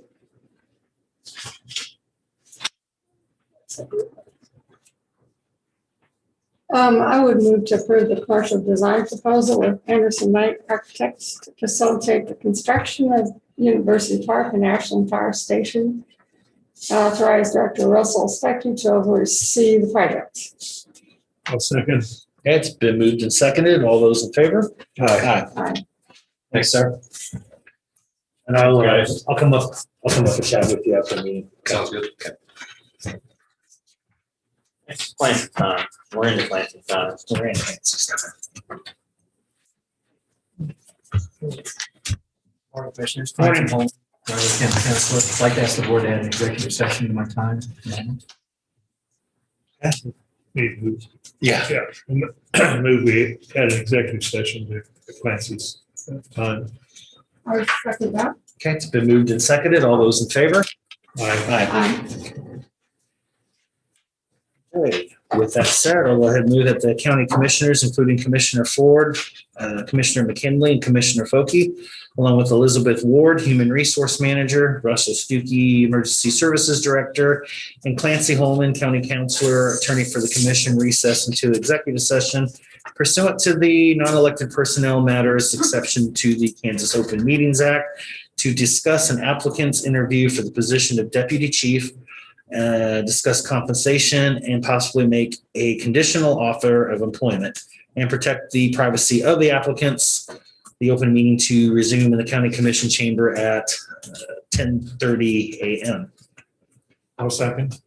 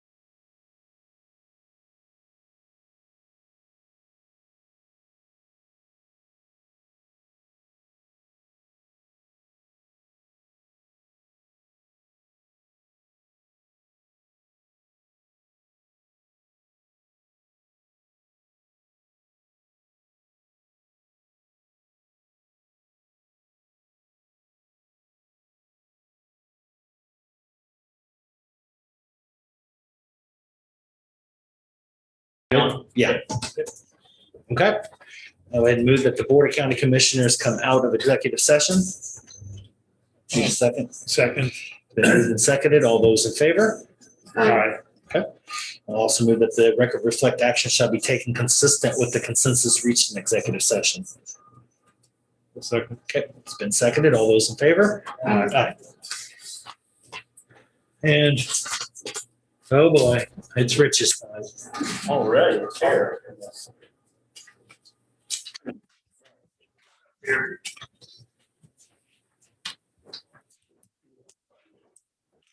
Going to the house, firehouse, see that. Okay. I guess I'll talk to you later then. I'll give you a call. All right. Okay. He always has the best excuse. Yeah. How many times has he used that? How many houses are there? If we don't get some rain and this wind stops, we may actually get an answer to that question. Exactly. Commissioners, I'm requesting to fill one as needed position in the county clerk's office. We have 2.5 budgeted, correct? Drawing a blank on your name, Elizabeth, sorry. First allocated my name. Well, she'll be transferring to another department shortly. Yeah, sorry, you transfer items are in now, right? But we have 2.5, and the reason we have a half is one is shared. It's been for probably 15 years shared between our office and the county appraiser's office. These as needed positions are generally filled by college students, sometimes high school seniors that then go to K-State, and they are a great bang for our buck. They're a great resource for us to hopefully prolong or delay the time that we need to hire full-time staff, as the county has grown tremendously over the last 15 years. So request to fill this position. And it's already, you said it's already budgeted, right? We've had 2.5 positions for probably 15 years. Yeah, okay. But it wasn't filled in this last year, so they had 1.5. Okay. positions filled. So is this going to be used, I'm assuming for election process this year? Elections and also to help assist with HR as well. It may have to be a full-time duty if she decides to transfer out now. I don't know if that's. Okay. I would make a motion to fill the clerical assistant. Under,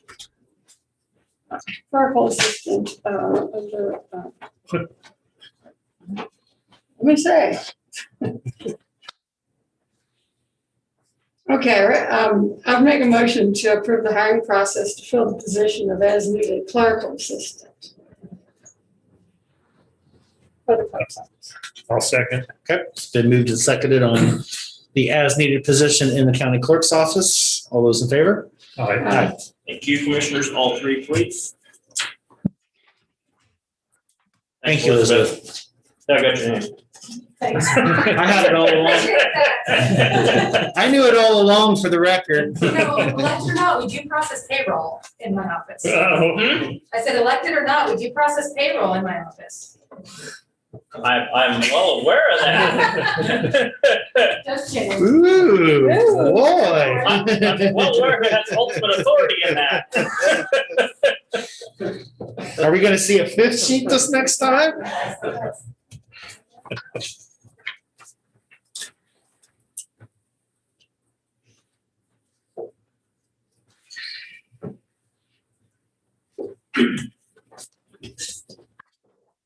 Thank you.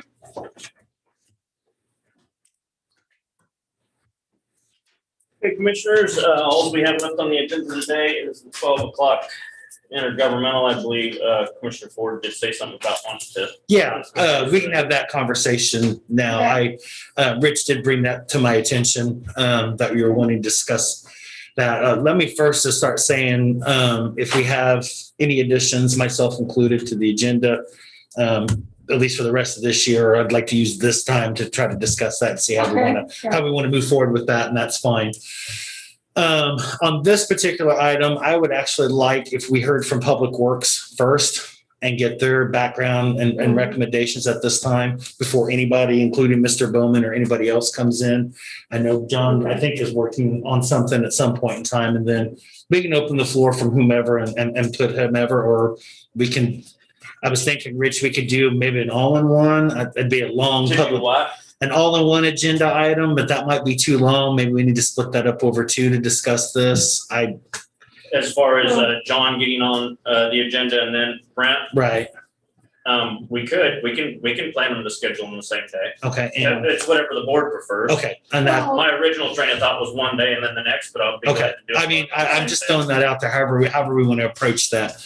I am gonna go ahead and also use this time and just kind of laying out where at least I'm at conclusion wise with this. And you have to understand that I've had 15 months to work on this back and forth. So it's been a long back and forth process with me, and I'll take responsibility for that. But from my perspective and everything that I've seen and everything that I've done research on and reviewed, I haven't had a chance to go through this huge packet yet. So maybe something could change in there.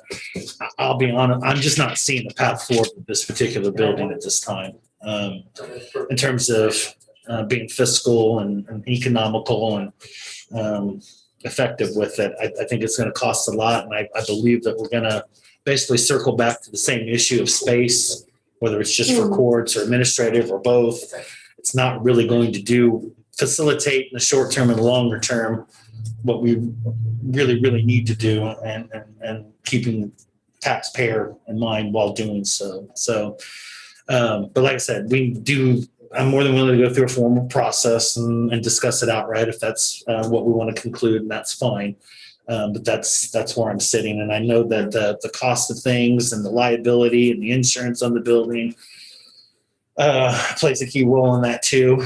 And it's not something I'm sitting here excited about doing. To be honest with you, I would rather not knock down something that's fitting and pretty and historic, but moving forward, I just don't see an economic path that's going to solve some of our tangible issues here and do so fiscally speaking. So, Well, and what I was trying to do, and since I've started on the commission, I've looked at the building and I've been in and out of it. I've talked to a lot of different people. And what I was wanting to do was I've been seeking different opinions. I thought that bringing in Gene DeNoble, he has some ideas, he's gone through a lot of major renovations. This wouldn't cost us anything, it's just some neutral discussion that I thought that all of us should listen to, not just me. Yeah. And, what other possibilities might be if we say one building, what kind of needs is that going to fill? Is that kind of the square footage, But my thoughts were that we all ought to look at all the different ideas. Neither of the people that I've talked to, that I've asked to come or to speak to us, have any financial interest in it whatsoever. And so that I thought some neutral sources would be good to come before us. And that's been my goal all along, is to have us look at all the different issues. It is a huge decision, and it's financial, and space needs have changed over the years. Brett did a lot of good work and I'm sure he was paid for it. But the retreats never did come up with any final decisions. So it's I know it's ours. So that was what I wanted to do with the agenda, was just bring in a couple people that had some ideas for us to think about. okay. And I think I'm kind of leaning one way myself anyway, but also I think one way or another, we need to make a decision, because you can't just leave it sitting there. No. If you're gonna keep it, you got to do some work to take care of it, because buildings deteriorate quickly if left unconditioned and all that. And if we're gonna take it down, we need to go ahead and get it down. Whatever, we need to make a decision pretty quick as to what the final goal is, instead of just saying, well, we'll think about it for next year. I think the common thread towards the end of the year was, obviously this is going to be a new commission's responsibility at this point in time, whether you wanted it or not. Here it is.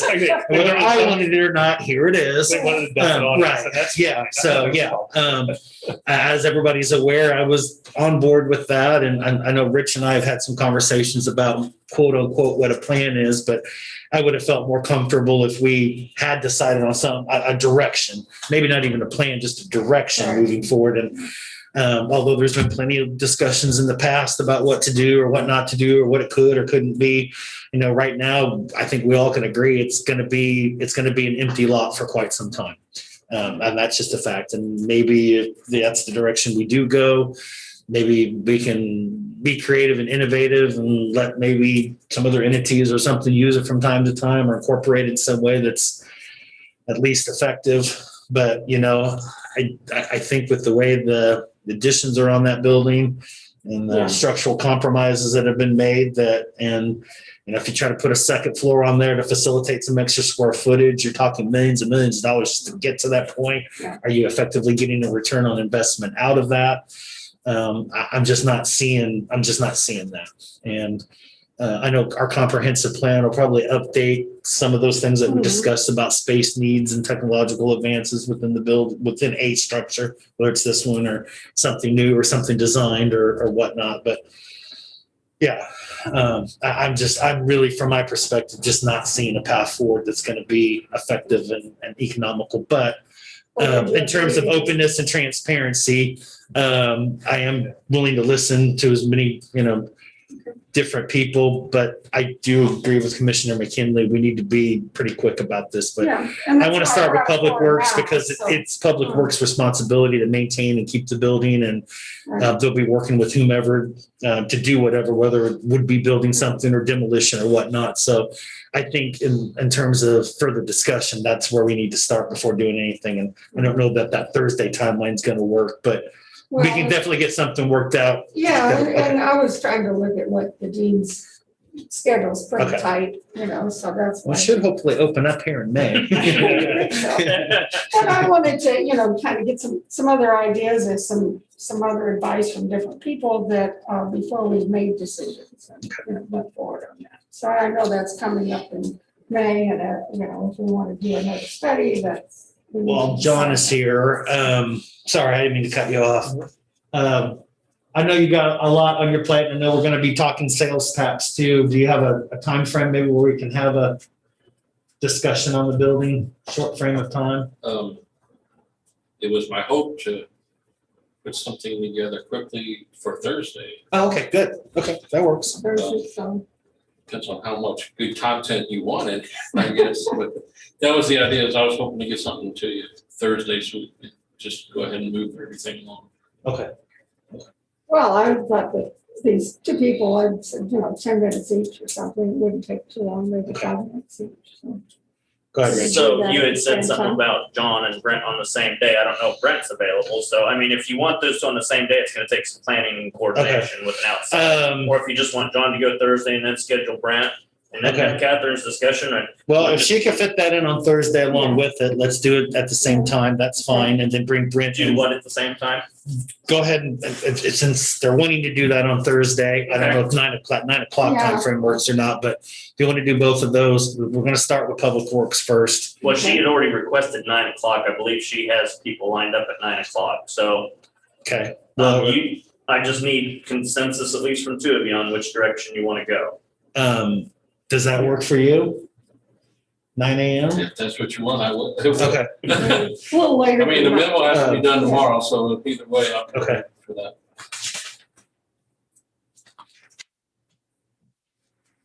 Because putting this group in at 9, we already have to move staff around because there are already people in those positions. That's what I thought. Yeah. Okay. Well, if you can make both of those work on Thursday, fine. If not, okay. But I do think the natural progression of this discussion, we need to start from within and listen to that first. And they're responsible for maintaining or working with whomever. So we really need to start there before the conversation goes anywhere. I'll have Cindy coordinate with Catherine and John on when she can get them on the agenda for Thursday, and then we'll contact Brent to see when he would be available for this presentation. And I would suggest sooner the better on all of that. Mm-hmm. Okay. And like I said, in the future, if we have agenda items that pop up, let's use this time to discuss that and see if we're all okay with that and figure out how to go about it. Well, and I had told that, Catherine, I told that to other commissioners as well, is because as commissioners, can make for unpleasant meetings when something surprisingly gets put on the agenda and they are not aware. And it's happened to me during my time here too, And so. or prepared. Yeah. And so Yeah. that's the reason we have an agenda, and it's not fair to the public neither, Right. because it's not on the agenda tentatively as Yeah. well, so. Yeah, that's why I talked to you, and I'm glad we talked about this, because it's, yeah, it's important. I think for the community at large too, to hear your viewpoints. Okay, Get so those on. that works. And is there anything else during this time? Keep in mind, we have a 12 o'clock intergovernmental. So I'll, do we just want to adjourn after that? Oh, you can adjourn now if you like. Okay, I'll take a motion. I'll entertain a motion to adjourn after our intergovernmental meeting. I like that motion. Okay, And second that. okay, it's been moved and seconded for adjournment after the intergovernmental luncheon. All those in favor? Sounds good. Don't forget, commissioners, Salad and Pizza will be here in Clancy. Now, is this a Zoom or is it? Yes. They're gonna be here. And then we're gonna have a discussion on where the future ones are. What to do Yeah. forward. During this particular meeting, so Alright. we may go back to in person, we may not. Then there- And speaking of, well, I guess IT probably is. Well, no, I just figure we're responsible for technology at those meetings if we do go in person, correct? I was thinking about this over the weekend. It's a good point. It would seem likely to me that we'd want to maybe do one or the other and not a hybrid. So either we continue in this model or we go in person, not both. Yeah, that is an interesting point there, Mr. Holman, on how to do a intergovernmental luncheon at the Holiday Inn. Yeah. Who knows? I don't. Okay, well, I might run upstairs here while I have a little bit of time and get some determination on that. Okay, Yeah. is that what it usually was? Yeah, it was in person at the Holiday Inn, and like I said, if we needed technological support, it was the entity that was hosting. I think it was kind of the contract is on it. It's who all of the entities have used for quite a Yeah. while, have a contract with them, and I think they basically just charge us for the meal at $15 a head. Yeah. So. And It's IT a would big coordinate enough- with their people for equipment. It's a big enough, it's a big enough room for all of us, but not with social distance. No, just so the commission's aware. And that was one of the points I was gonna make too, that that probably if we want to move forward and social distancing would obviously be part of the equation, that's probably not gonna be the location to do it. I guess we could check and see if everybody's been vaccinated. Well, and. But that protocol- Not everyone is going to get Yeah. vaccinated at their choice. Yeah, locally, we still go off of what KDHE and CDC says regardless, and they're still saying, so in fact, they're actually saying now in indoor spaces, 6 foot's worth of distance actually isn't working. So, Yeah, we know locally that fewer and fewer. Yeah. I'll be honest with you, well, I'll discuss this during noon, but Okay, I can see if we're gonna discuss this. yeah. I think I know we talked about the mask stuff in the county last meeting. And I don't know, because you talked about the fact that it's not really covered in the county. I mean, I was just in Branson this weekend and they don't have a restriction. It's up to the individuals. Some people wore them, some didn't. Some buildings, some company or businesses required you to have a mask and some didn't. There was it was left up to individuals, which I don't know why we couldn't do that here. What do you think? I mean, I know officially it's expired on the 16th, but we could cancel it any time. Yeah, You can. Yeah. If we're going to do that or have that specific discussion, then we need to, by consensus, put that on the agenda and then discuss it. Agreed. I'm not gonna do that here today. Yeah. I've come to the conclusion on this one that basically everybody's basically doing what they're doing anyway. And when the 16th comes, it's gonna be what it's gonna be. Yeah, but say, why keep it the 16th if it's already people doing what they're doing? The short Well, answer is that the schools- board has the authority to, as the Board of Health, you can decide whatever you want to decide between now and the 16th. Yeah, and you were saying, John, you were more concerned about schools in the past, about the masks, that was your concern. I've been more concerned about there being that that wedge of opportunity to shut something down, whether it's businesses, whether it's schools, university, whatever. And when 2/3 of our two largest business districts here not been comfortable with us shedding it yet. But I do ours think- doesn't I have do- anything to do with anything in Manhattan. Our Correct. thing doesn't have anything to do with Correct. anything in Manhattan. And the schools set their own, we don't have an authority over what the school set. They have, their school board sets their, Really good point. That is true. That's a good point. the Blue Valley and Riley were gonna set their rules. They could eliminate it themselves if they wanted to. But, well, in fact, Blue Valley just modified theirs last week To what? to required indoors but not outdoors. But I guess before they were required outdoors, now they don't require recess and such. They're just. Oh, on school property. In the. Oh, okay, I got you. Within the school. And what's 378 doing? I don't know. Okay. I haven't seen anything. I just heard that, it was on the news that Blue Valley, Randolph had changed their requirements. I'm trying to think here, not this Thursday, but we have a discussion on the 3rd already scheduled with Julie, is that right? Every other Thursday, would that be the 3rd? Yeah. We've only got till the 16th, so it's, I guess I would just suggest, because we're kind of doing what you just said you don't want to do and discussing it now, so Yeah. it'd probably be best to get it on the next meeting's agenda. I mean, it's obviously something at least one commissioner, just the two or more of you like to have it on the next meeting's agenda to discuss as an item. Well, And we could ask for Julie to be here if you would like, right, but I mean, I I think guess that's what I was asking. I think it's mainly a discussion between the Right. board of health. I would say it probably would be helpful to have Julie here though, because almost anything you do now, you have to, any action you take would have to be preceded probably by some kind of discussion with the local health officer. That's the kind of the structure you've been left with. You answered my question without me really asking the question there. That works. Okay. I'm interested in making a change. Is anyone else? I keep tossing and turning. on it. yeah, I don't know. I know that people aren't following it in many places, but I'm gonna be honest with you, during our convention this last weekend, I counted 3 people. And there was 800 there. Yeah, yeah.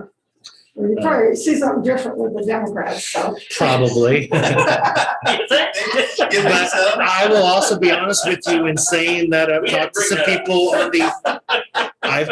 people on the other side of the aisle that are asking the same questions when Sure. they're gonna comply as long as it's in place, but if it's not, they're probably gonna shift that way too. So Well, I you thought, the thing is between the city and the county, it gets confusing. Where's the lines and all that, I am under the interpretation through conversation that city's not gonna readdress this ether at that point in time, and they're not gonna extend it past that date either, so. Yeah.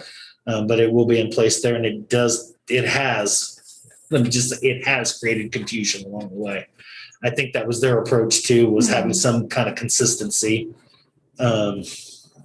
Yeah, they chose not to. There was discussion at the time back at the first of the month when whatever it was, when the last order was done, was they were going to join ours to make one consistent, but they weren't. They couldn't because of Potawatomi County and because Well, no, of they issues could, out they could, at they the, weren't interested. and issues out at the airport, federally. Well, and that can be handled separately. Yeah. And it's gonna have to be separately after the 16th. you're tired of it. I'm very tired of it. That's why And I'm gonna be honest with you, and I'll probably get raked over the coals for this, but I didn't wear a mask over the weekend either, and it was nice. It really was. Like I said, I went up to the short stop last night up there at the corner of Tuttle Creek and Allen to get a bag of ice, and I've just been kind of watching this, and people there weren't either. So unless really we're going to enforce it. And like I say, that's what this weekend it saw both. And if the business said they wanted masks, I'd wear a mask. If they didn't, I didn't. But some people, even when it wasn't required, still felt comfortable wearing a mask. And I'm, to me, that's what needs to happen. I realize it's gonna happen in a couple weeks anyway, but you know, it's a rule that's not, it's basically ignored anyway. I don't know, seeing a need to continue it. Would the board like that on the agenda for Thursday? We have room. We can make room. Is that, Board has priority. If you guys want something discussed on the agenda, we'll show the agenda.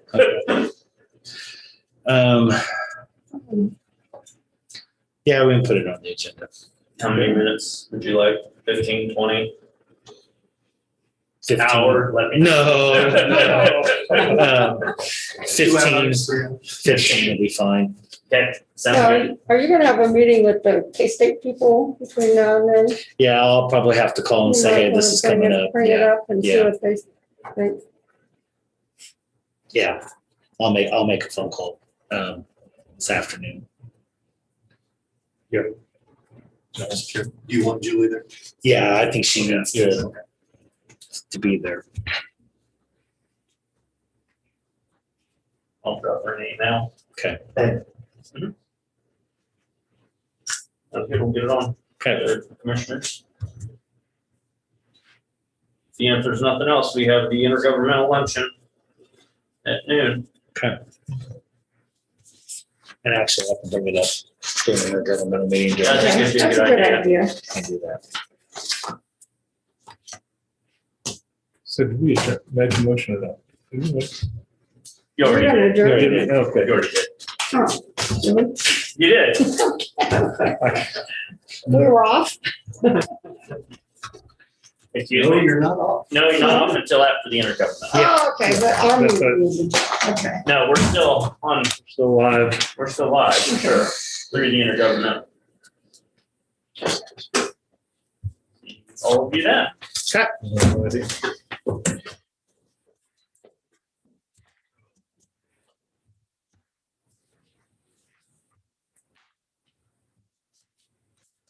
Fun time. Well, as far as the timing goes, As far as the what? as a timing for the agenda, I think the Noble's only got You think 9 what? o'clock. The Noble, I think the Noble's, he's just going to. Yeah, we can leave those. Yeah. We can leave those, so we'll just have you on after that. After that. Sound good? Yeah, sounds good. Yep, we'll do Okay. that. Thank you. Yep, because the two right in there are pretty easy to move. Mhm. They were- Yeah, they were. It's never like a public hearing or anything. Yeah, Yep, no problem. okay, good, thank you. You're welcome. Go ahead, ma'am. I'm going to rest. No, that's right.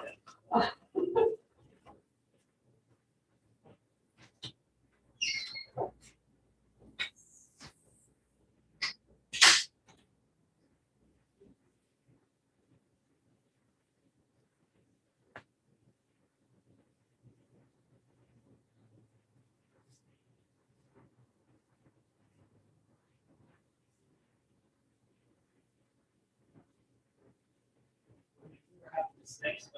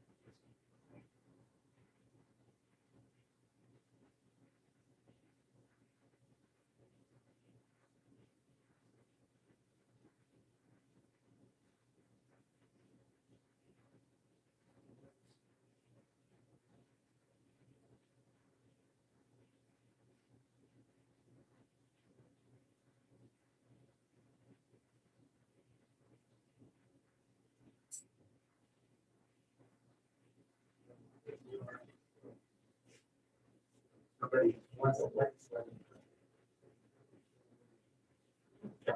Florida Rapids.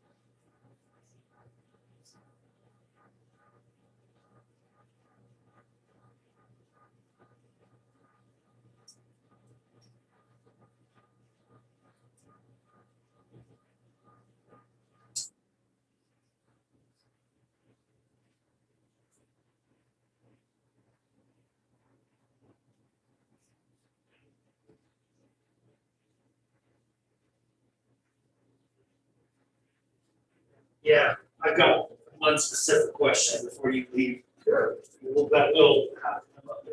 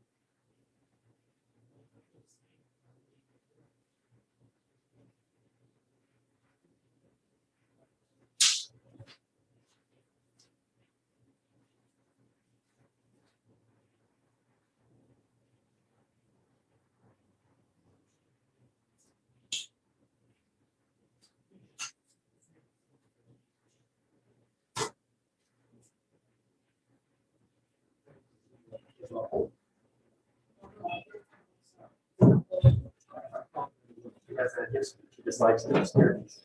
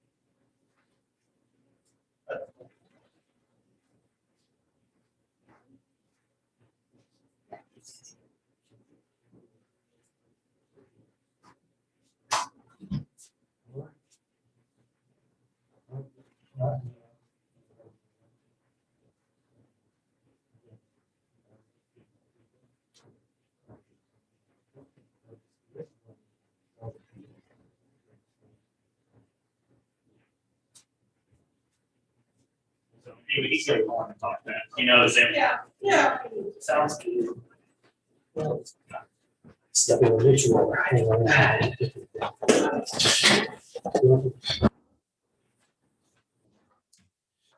This is just disappeared. We're gonna get a good point about the schools already having their authority. Yeah, they do. Yeah, they do. Yeah, we've got to do this, especially for rural communities. Because they don't, they don't.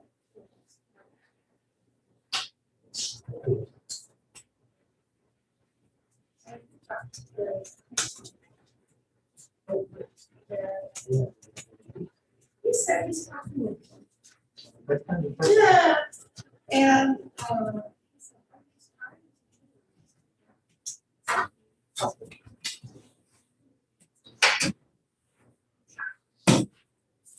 Thanks, Cindy. Oh, thank you. I just sort of bump into everybody today. I don't know what my deal is. And has to have extra quiet shoes on today. Well, actually, my legs probably are not hurting. I get a chance to go get to the gym last week, do the stuff going on, so. My body keeps stuff. Uh-oh, you're gonna pay it back going, you're gonna pay for that. Let's go over and get some plates.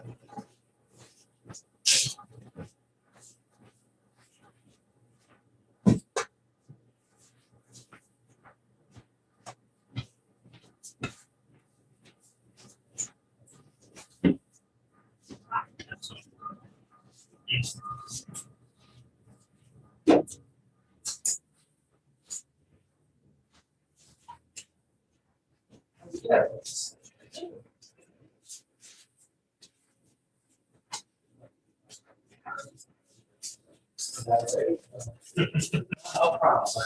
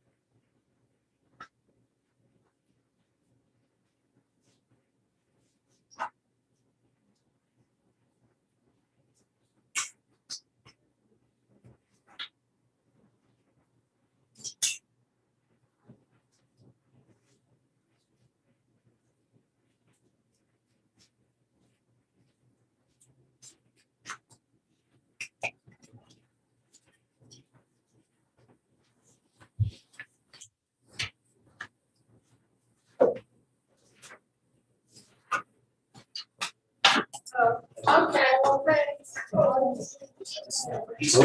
be around.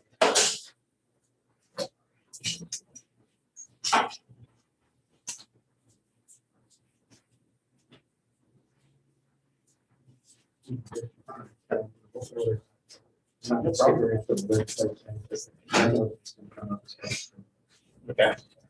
I think we're getting a salad there, so. I will grab. Oh, yeah, pizza. Okay. I'll leave the pizza. Either one. Thanks.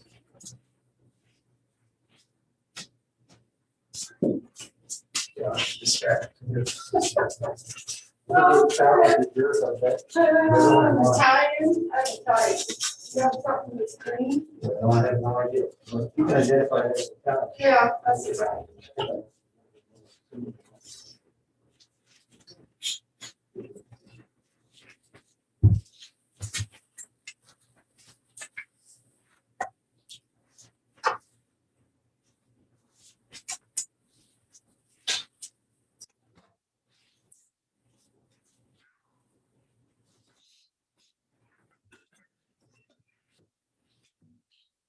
Catherine, we did get it on for 9, so whoever you have. Oh, okay. let me know. I just want to let you know.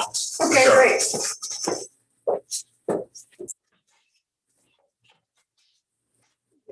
Oh, I'm just.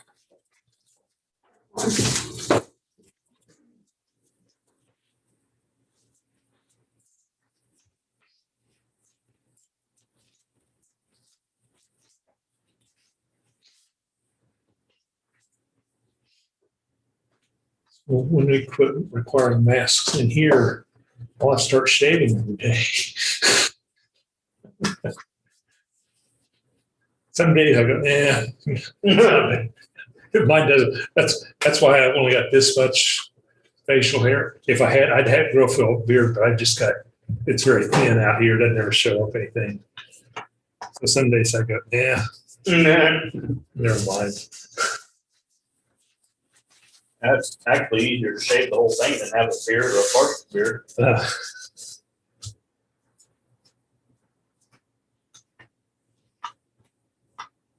Actually, having a full beard is the easiest. And Yeah. having a partial, more work than it's worth.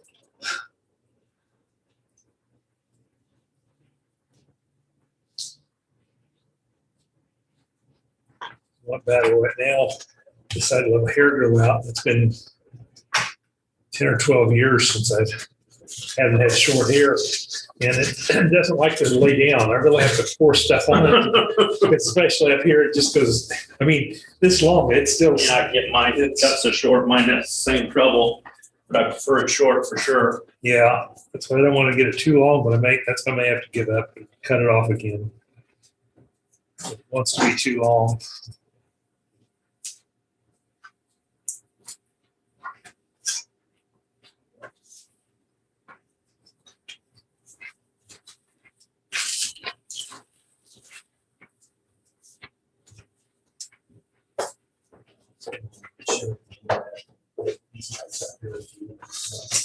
Oh, never mind.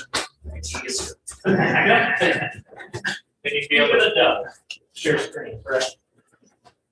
Yeah, and we'll have to mute the mic in here and transfer it to me because I'm hosting.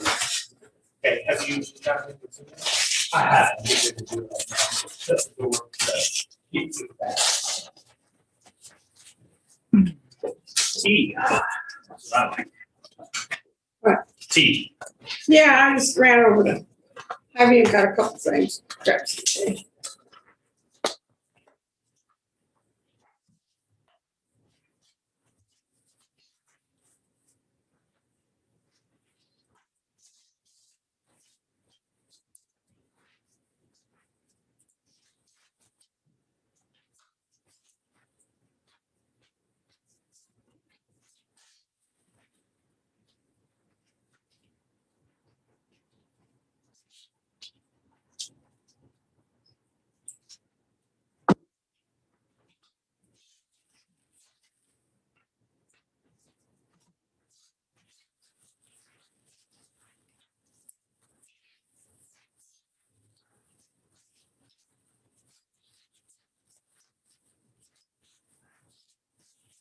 I guess we should turn off the lights. Excuse me?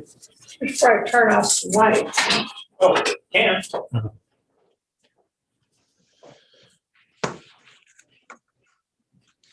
Okay, good afternoon, everybody. Welcome to May's intergovernmental meeting here hosted by Riley County. Going to go ahead and get started here pretty quick. Just a few housekeeping items here before we get moving along. I will, if you have questions, anything, you can either place them in the chat box or wait till after the presentation to give those. And then once again, when we get into the other items on the agenda, same thing. And then of course, towards the end here, I will give each agency that's on the Zoom, no particular order, the opportunity to give a short presentation to get us through the hour. So if there isn't anything else really pressing at this point in time, or anybody has any questions, we'll go ahead and get started with our presentation for today. Okay, not seeing anything here. I'm going to turn the floor over to Vicki, and we'll get started. Floor is yours, Vicki. Okay, thank you, Commissioner Ford, and welcome everyone. I'm going to share my screen with you.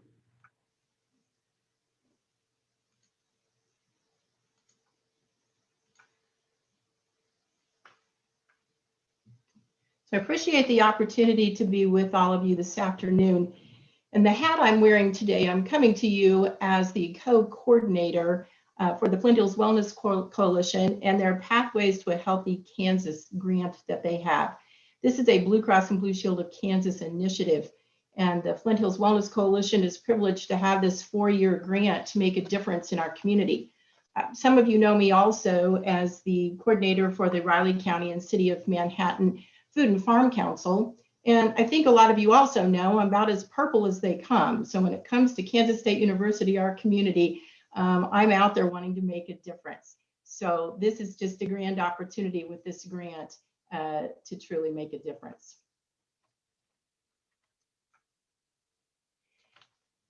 The Pathways grant, like I mentioned, is a 4-year grant.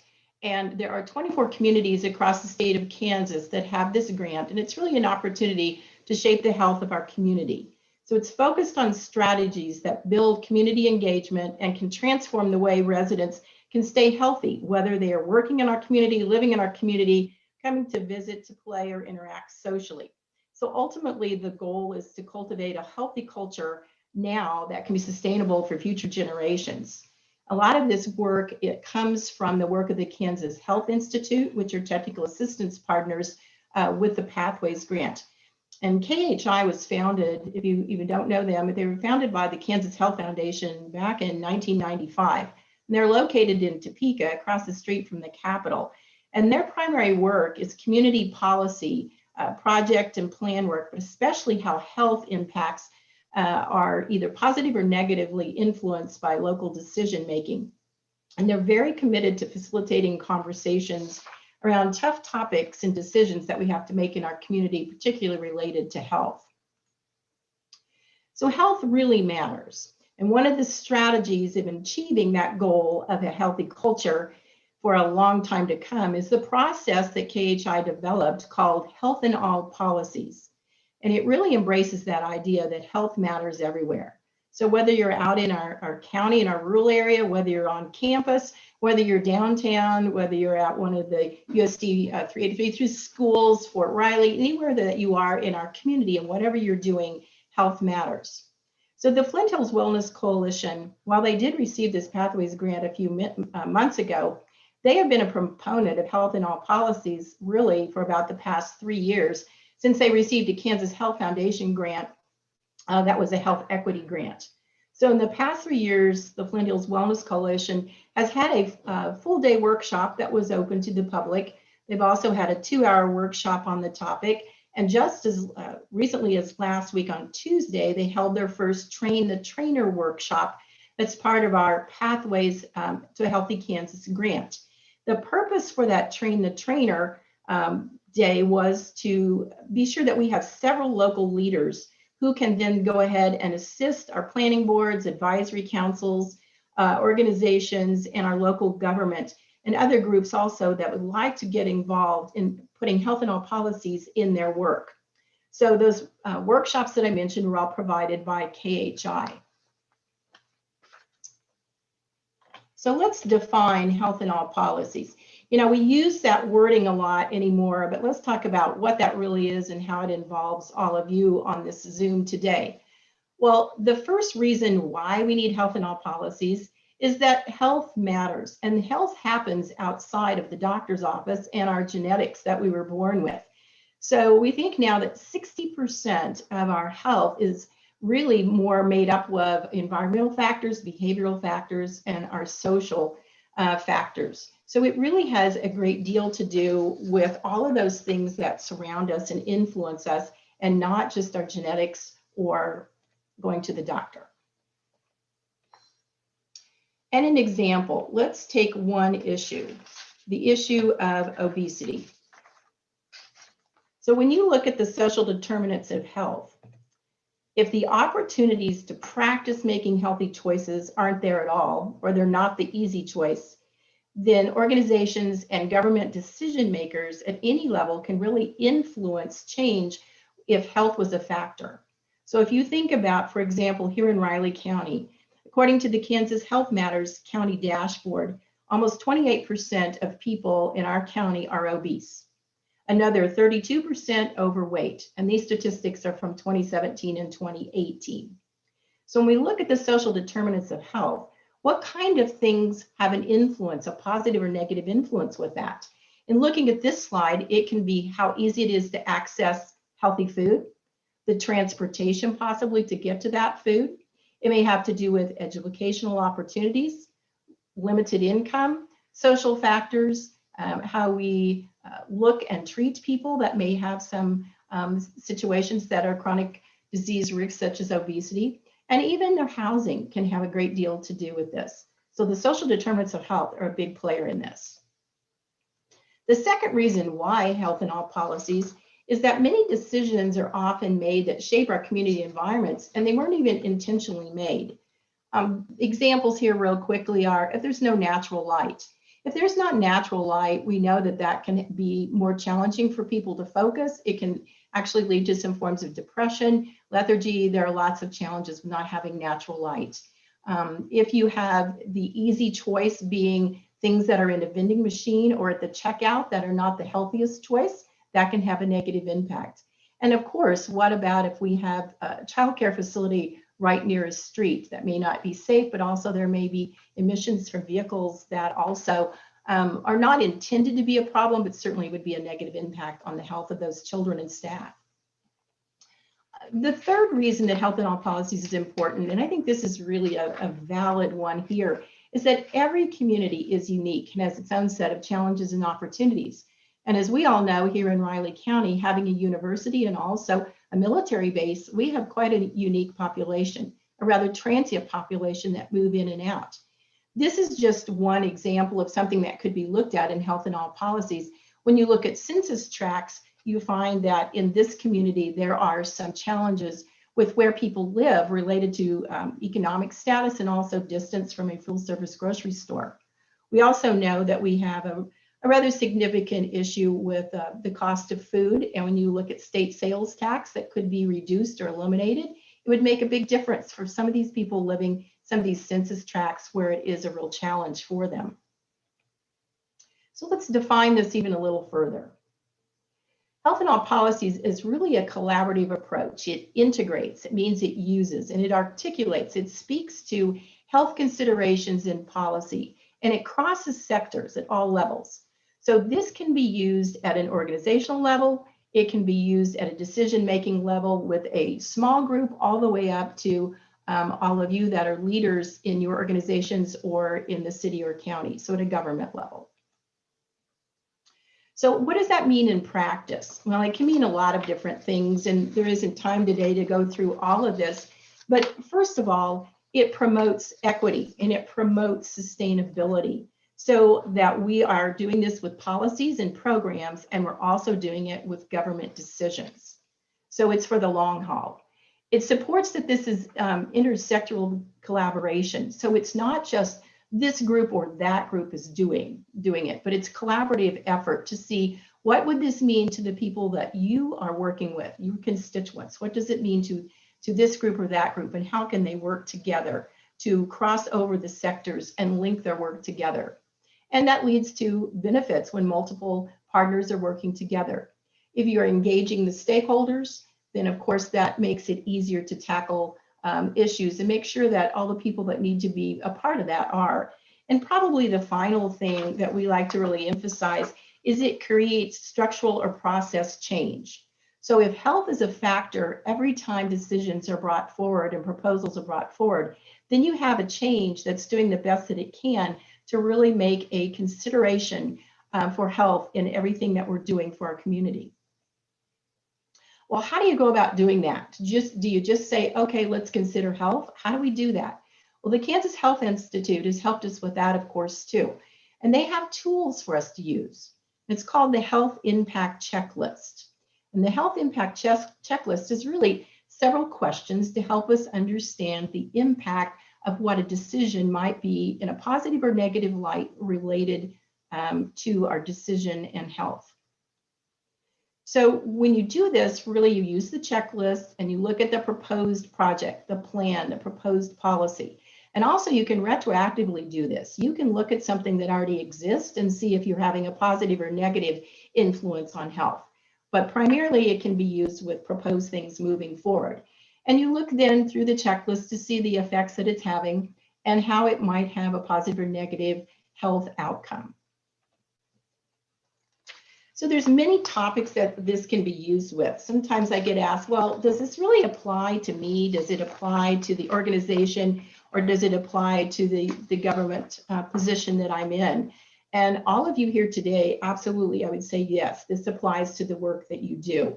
So it has to do from everything with planning and zoning to budgeting, community development. It has to do with transportation, our natural resources. And one of the big keys about this is that it helps you to identify the impacted or potential impacted populations. So as you know, we have so many multiple community populations here that we sometimes forget about some of those that may be marginalized or maybe not have a strong voice. So this really helps us to stop, put on the pause button, and think about some of those. Another key thing to remember is that just checklists can be done in a very quick process. So it's not like you have to take many more hours, many more meetings, many more days to do this. It just means that we're making sure that health is one of the factors included in your decision making. A couple of examples that are local, that are in, this one already has occurred. The Flint Hills Wellness Coalition, as you know, a while back, went before the city to extend the 10-year no smoking ordinance as it was being revisited again. And with that, they asked to strengthen that by being inclusive of the outside city-owned spaces, such as our city parks and our trails. Well, there was a different vantage point and look and feel that the local business owners had and some push back there. So there was an exemption made for restaurant and bar outdoor patios, but still, having that ordinance then relooked at and extended and adding the city and county trails and outdoor spaces in our parks was a definite positive win and a move forward for this community. Now, the smoking is prohibited also within 20 feet of entrances. So inside, or let me back up. It's prohibited within 20 feet of entrances. Therefore, the new patio areas, non-smoking is part of this ordinance. So it's not allowed on the patios. So this is one that's actually considered health, and it's one that's in existence today.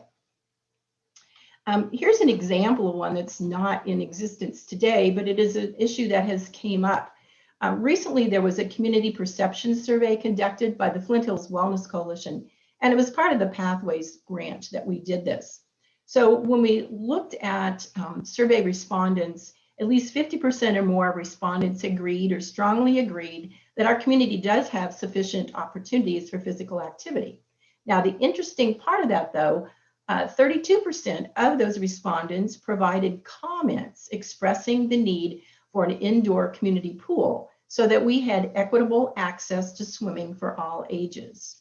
And because of the recent closure of the K-State Auditorium, the only indoor pools that we have currently are privately owned. So for the equitable standpoint moving forward, it was interesting to us that many respondents commented on this in the open-ended question. So this is an example of a public issue that could look at health moving forward and trying to figure out how to problem solve this. This is an example also, the wonderful new Douglas Center, and then also moving forward where you're going to have the two indoor facilities for the Eisenhower and Anthony Middle School, going to have the activity centers near them. There's no swimming pool and limited opportunity for community use beyond recreational activity.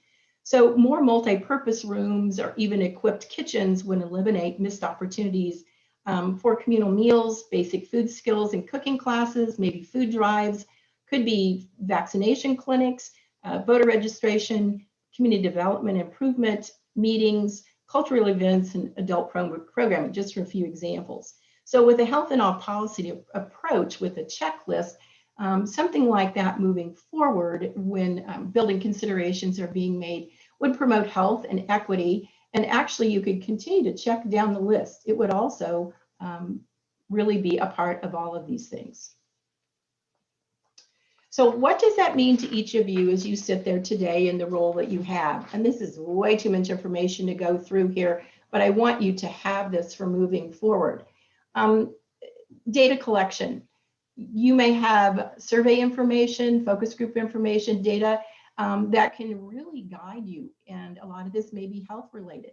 Engaging the community like so many groups are doing, such as the city strategic planning group right now, the DEI, Food and Farm Council, Glendale's Wellness Coalition, and many others continue to engage the community and fact find and find out what some of the needs are. So the health perspective from that can be really beneficial.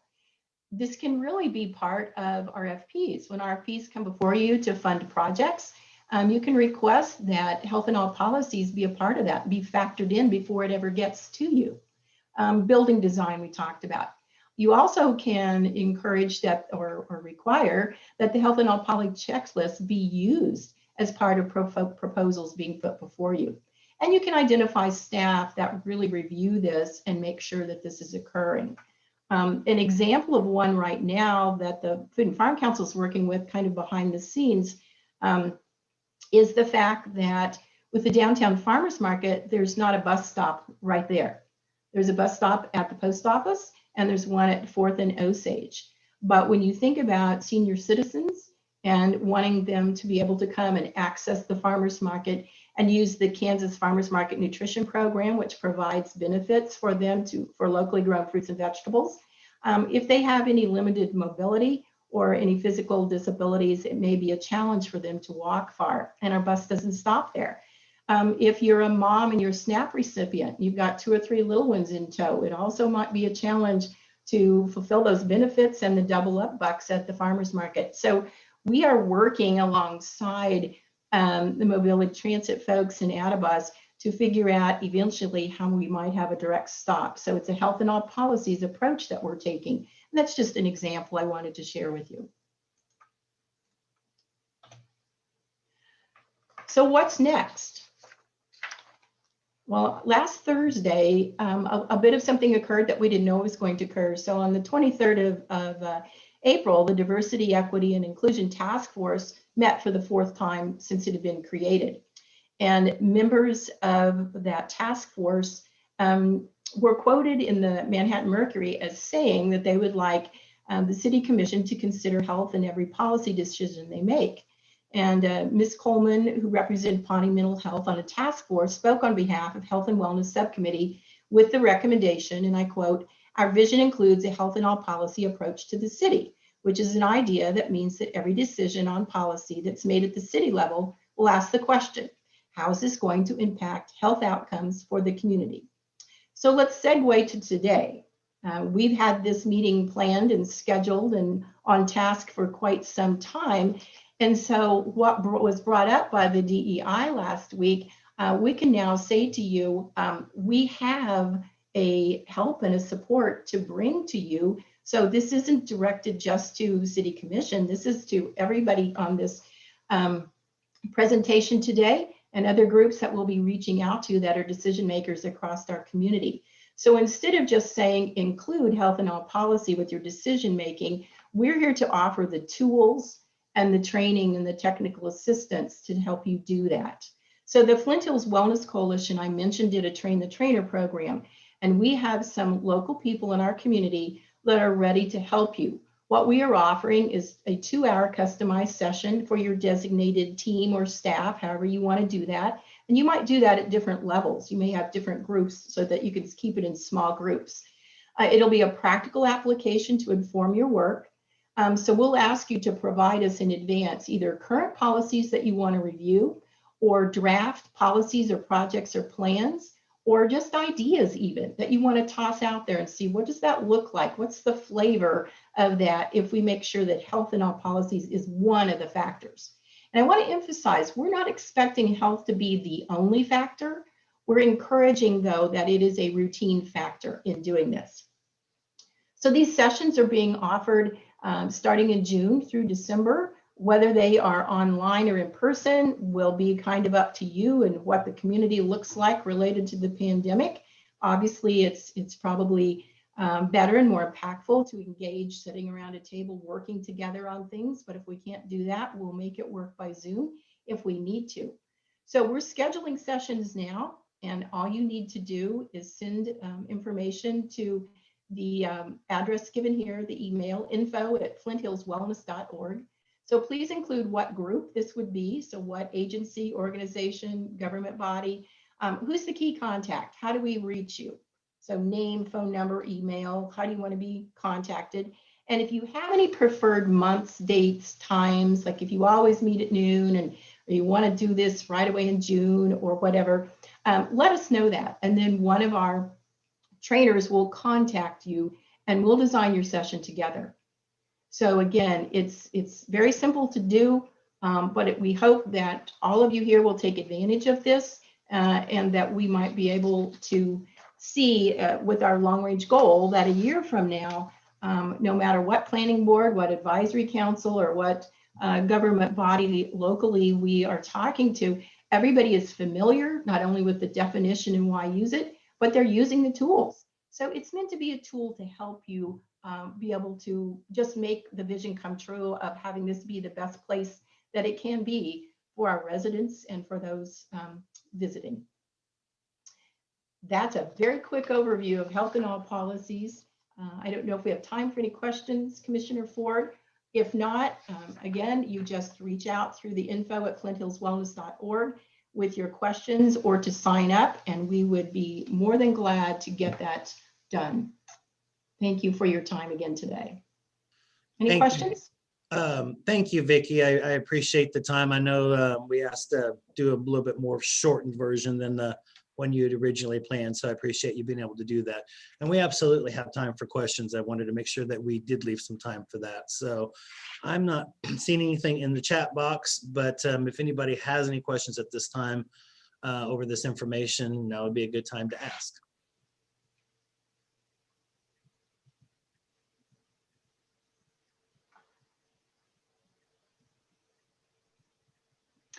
I think it's an exciting opportunity to make a good community even better and something that we can all do. And if everyone is talking this language and utilizing health as one of the factors in decision making, I really am excited about the potential for this. So it's something that hopefully you all will embrace, ask the questions you have, but again, we'll schedule this with your time and your needs, and it will be local people doing this that will be assisting with this, using your examples that you want to bring forward, whether it's new things or existing. So let us hear from you, and we'll schedule this as soon as you're ready for it.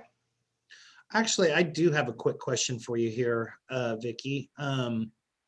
Is there a solid example of someplace else, maybe regionally or just throughout, that we could review in the process, just to see how it's actually functioning and working in a different community or region? And you mean when we do the customized ones? Is that? Yeah. Yes. Oh, yeah. And the Kansas Health Institute has many, many examples here in our state, in other states as well. They have examples of things during COVID So yes, they are the gurus of that. This is their developed process. And if, that's certainly something that we can provide some regional, local, state examples in advance to maybe help your group think about what you want to bring forward. But the goal would be that you put on the table the things that you're looking at now that we could look at making sure health is at least one of the factors included. But definitely there are many, many examples that they have. And today we just shared a couple of things locally instead of from somewhere else, but certainly there are many. Yep, good question. Okay. I'll leave one last opportunity for anybody to ask a question or share some information on this subject before we move on. This is Linda Morse. Along the lines with John's question, are there other communities and what are some of the topics that they have addressed? Yes, I don't know how many of the Pathways 24 communities have health in all policies as one of their packages, but several of them do. So we would be able to give you some specific examples so I can find out and give you examples, but zoning, ordinances, transportation, taxation, any new building plans and thinking about location of them and what's going to be in them. So any of those things that were in the slides are all examples of things that people have followed through. And again, some can be at an organizational level, but some can certainly be at a city and county government level. So there are many, but that's a really good thing. I would like to find out what some of the specifics are. Some have looked at housing to see if housing is safe, affordable. We've looked at, they can look at wages, distance schools are from neighborhoods and transportation, you know, all of those things. So I'm just tossing out several. On the city's agenda for the next 2 months or so, is a complete or brand new writing of the city ordinances and subdivision regulations. And so that this is a good time to start looking at those. So the community needs to help us look at them. Okay, thank you. Yes, you're right. And when we look at sales tax, so county tax, sales tax is another example. Something I'd like all of us to get on board and do at a state level is to push back on taxation on groceries at a state level. That would make a big difference. Most of the states that border us have no tax on groceries or very low tax. So that's something that's, well, I know we need to look at our city and county tax.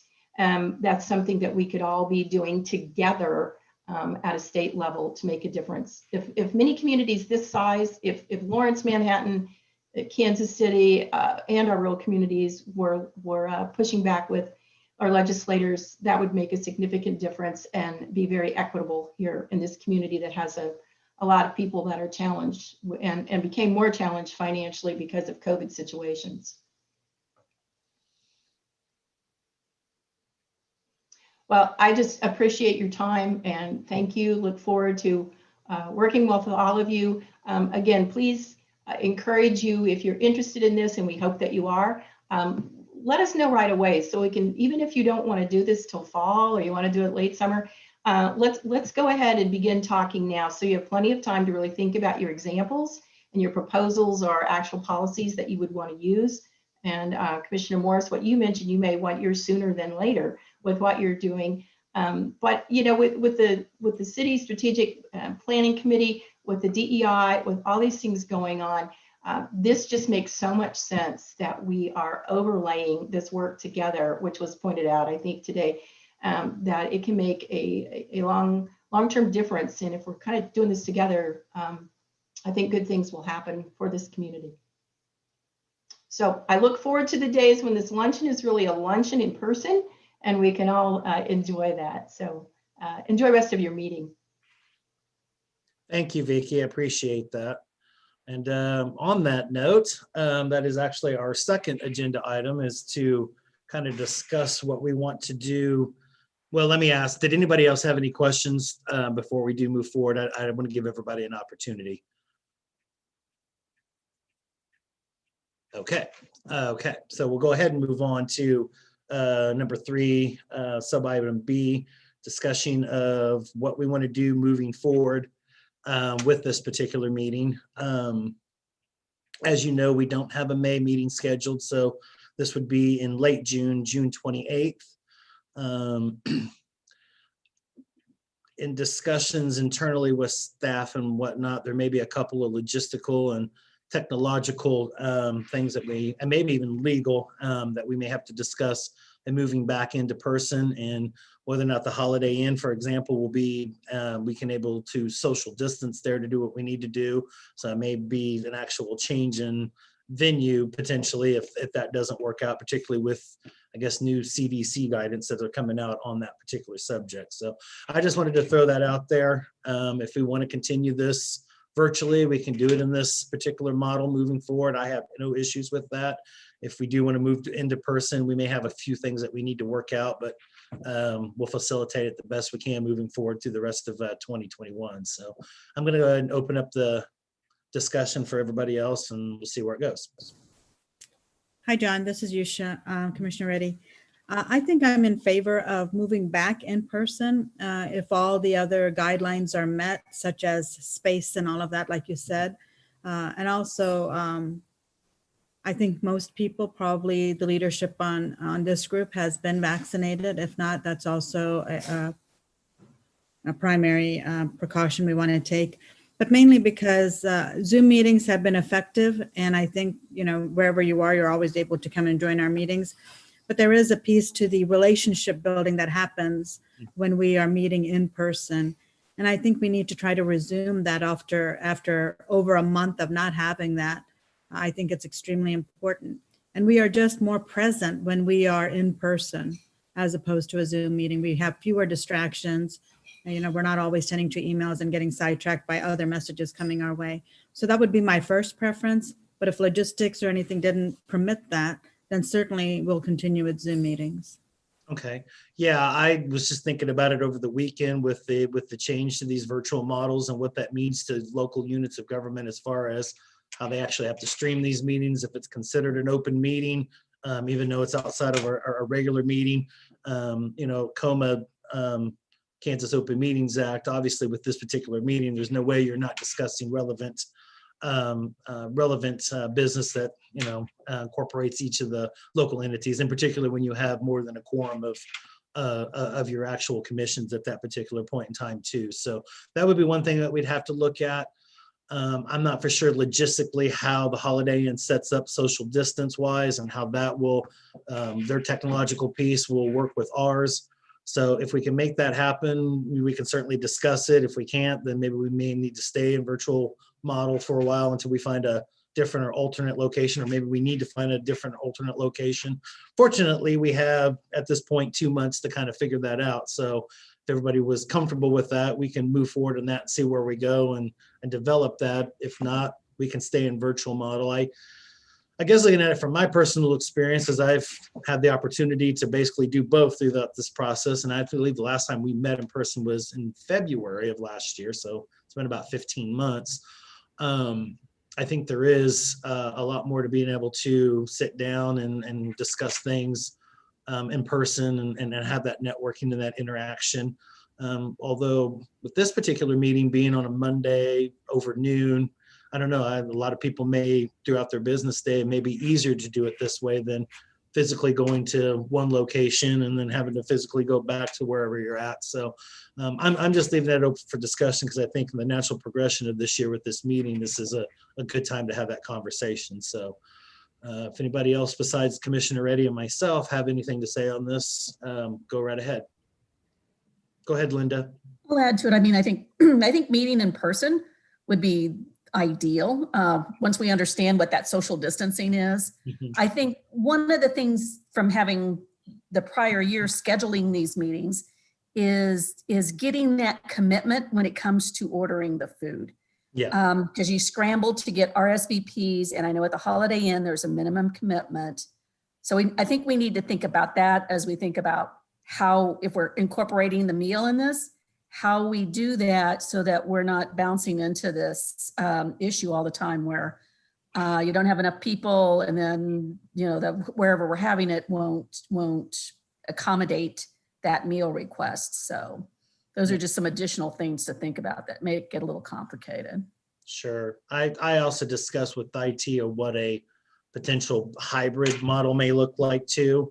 And to me, I think at this particular meeting, I don't like that idea myself. I mean, I'm willing to compromise if that's what the group wants to do here, but I think either it should be in person or in Zoom. And either way, I'm fine. We'll just have to have our staff kind of work with the Holiday Inn or maybe even another location if we need to figure out how to make that work to fit all those protocols and to fit all those logistics if indeed that's what we want to do. And we'll keep updating everybody as to what that progress is between now and June, if indeed we want to do that. Linda Morse here. I do support moving, excuse me, moving back to in-person. I think it's much more effective. And I actually think it's good to have it at an off-site, like the Holiday Inn or the Hilton or whatever, but it has to be cost effective since we're more individually paying. And I appreciate, I'm just not sure that we can always have a broadcast capability when we're in one of those facilities. Yeah. But it is, it's so important that we know each other as elected officials and that we try to understand what each other's problems are. And I think that is easier and comes across better when we're in person than it does when when we're on Zoom. And as right now, you know, there are only two city commissioners here, I think. So, you know, it's just, and sometimes those same people don't come to a luncheon meeting either, but we need to try, and that's the best we can do is try. Okay. Then probably what seems to make sense at this point in time is we'll kind of work internally here and kind of develop a plan and work through what's going to be logistical. Looking at Katie down there in the chat box saying that they're not able to meet in person just yet. So yeah, there's going to be complications along the way here, and we'll just have to try to maybe figure out how to make that work. I'll work with staff here and we'll kind of develop a plan and have both IT and staff reach back out to the Holiday Inn and see if that logistically and technologically and legally and all those variables work out. And if it does, we can develop a plan. Like I said, if we're going to make that transition, now would be the best time to do it, because obviously we have 2 months to kind of prepare for that. So if that's the general consensus outside of a couple other variables there, then that's the direction we'll proceed in, if that's okay with everybody. Okay, sounds good then. So what I'll go ahead and do now is kind of move on to any legislative items of interest that anybody may have at this point in time. We fortunately reached that point in time in the legislative session where it's the calm before the storm, I guess, if you want to call it that. I don't have anything to discuss in particular myself on the Raleigh County side, but I think Ron just unmuted there, so I'm going to assume maybe he does. Sure. Thank you, Commissioner Ford. Just a couple of things that we've been following. One's already been signed into law, and that's the new tax transparency law. And I think we're all kind of waiting for some guidance from the Department of Administration on some of those provisions, as the follow-up House Bill 2104 had some amendments to the original Senate Bill 13, established there's some different rules for this year for the 22 budget than takes place in 22 for 23. So it's a little bit confusing, but even though it appears to change gives us longer to finalize the exact budget, you know, it's the Transparency Act's primarily just dealing with property taxes and what that new tax neutral amount is, and the responsibilities of the county clerk and the way they inform folks of the valuation, and then again through the notice. One of the things that the legislation didn't do is adjust any of some of those special districts. I know the county deals with extension budget deadlines that are way earlier. You've got the law board deadline. That's statutory, so it's not changing. And, it's an interesting one because the purpose of the new statute is that the county clerk's going to notice the taxpayers of a public hearing for either the county commission, the city commission, or the school board that presumably if you have testimony at, you could influence or potentially change a particular budget. Well, in the law board's case, none of those, the city or county has no ability to change whatever the law board passes. So should the law board be following some process that creates that transparency component that's being mandated now by the legislature? So that's, if not, then, in a future legislative session, maybe we need to look at adjusting the statutes to fit the rest of the rest of the plan. So that would be one that might be a need for us to work together on for, I would say, probably future legislation, and then just following a practice. Do you want to implement that at all this season for some of those entities, like the law board, for example? The other one we're kind of watching is the property tax relief, House Bill 2313, which is still getting some discussion about if business was closed because of COVID-13. It doesn't necessarily, some of it says, if the local government regulations require the closing, or then you might have some certain rights, or if you just had to close because of COVID-13, you might be able to have your property taxes abated or refunded. So that's one that clearly we're interested in because it would reduce legislation. So I think those are more of it. Obviously, you all gave a great update on dark store legislation and the bills that you have in place, and the need to be focusing on that and what the implications are for the future. So that was all I had. Let me add maybe just a little bit to the dark store discussion there. Of course, we had the Home Depot case come through, and it is being analyzed and discussed whether or not to appeal or not on that.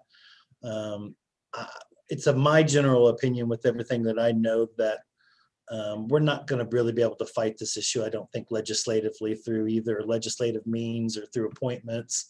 I think you're going to have to, at some point in time, move forward to the getting the impartial, the other branch of government, the judicial side involved into it. And I don't know if this particular case is the one to do that with or not. It's being looked at and analyzed at this point in time, but I think at some point in time, that's going to have to be the general direction of things, and it's going to be kind of an elongated process, but I think that's probably really what it's going to take at this point in time. And that's really just my opinion. It's just based off of everything that I've seen kind of occur here over the last couple of years and my time, because this has been an issue on my plate since I walked into all this. So that's what I think. But whether or not this Home Depot case is the one to do that on, I'm not really for sure just yet. So. Does anybody else have any other legislative items of interest? Do keep in mind that the legislature does reconvene next week for a veto session. In the interpretation, it's going to be very, very interesting this year. So I can jump in to Commissioner Ford. Go ahead, Eric. They left school finance in a kind of limbo state where things that were passed in both houses, but nothing was passed by both houses. A couple of the proposals they have, I think, will land us right back at the Kansas Supreme Court where we were earlier. So we'll see what they do on the work when they come back. Probably looking at conference committees. Probably the most concerning thing that we've seen is one of the proposals, I believe, on the Senate bill was to sweep federal funds that were supposed to be provided. We've got ESSER 2 funds that were allocated from the school in the last stimulus money. And the talk there was basically sweeping that money and replacing state aid money, which isn't in alignment with federal guidelines. You're not allowed to supplant and replace state funds with federal funds that they give you. So I think that would end back up in court too. The problem on our side probably is not how it's going to end up, it's timing. We probably won't even know until the end of May or so what we're looking at. And if we end up in court, it's not going to be till June and July, which makes it really difficult to plan and how to move forward on I don't want to say post-COVID year yet, but hopefully a little lighter post-COVID year, and how to use those funds to maintain what we need to do and how we need to catch up kids. We're losing time while we wait in limbo, and time is planning. And I think we've got some ideas that we can put in place. We just don't know if the funding is going to be there or not, or whether we're going to get stripped and replaced somewhere. So. Appreciate that. If there is no other legislative items of interest, we'll go ahead and move on to any miscellaneous discussion items and announcements, and it can still include legislative if need be. I'd like Jason Smith to, they have a legislative forum coming up. Maybe he could. I'll let Jason do that during this time. I'm going to give everybody time to speak. Will that work, Jason? Yeah, that's fine. I can wait till, yeah, that's Okay. great. Anybody else with anything on legislative or miscellaneous? Okay, seeing none. If you do have any potential agenda topics for June's meeting, and whether that's in person or virtual, we'll keep you updated on there, but we can make that part work anyway, shape or form. Just get that over to Cindy Gabriel in our clerk's office, and she'll get that on the list for June. The next meeting date, of course, as mentioned, is June 28th, 2001, and venue, or I guess model at this point in time, will be yet to be determined. So with all that, I will go ahead and give everybody who's on the call an opportunity to give an update at this particular point in time. And as I've said, and as I've done all year, I don't really just kind of wrote them down as I seen everybody on there. So the first one I'd have on my list is the city of Manhattan, and I'm go ahead and turn that back over to you, Ron, for an update.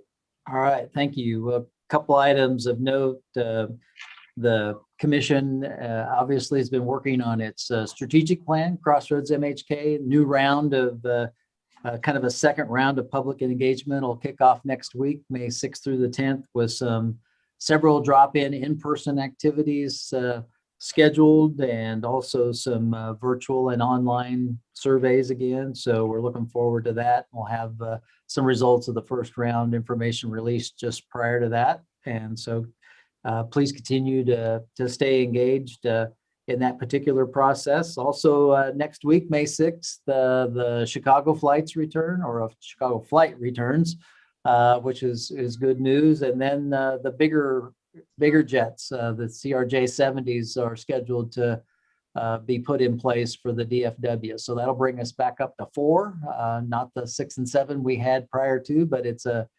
start. So we're excited about that.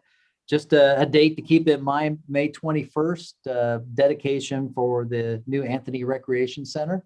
And so as soon as we get a time on that, I'm pretty sure it's probably going to be in the afternoon, but we'll keep you advised of that aspect. And a lot of construction projects that are still going on, Aggieville and Kimball being the biggies out there at Candlewood. And then we'll start seeing some flood awareness signs going up in the Wildcat Creek watershed in those areas that are subject to flash flooding.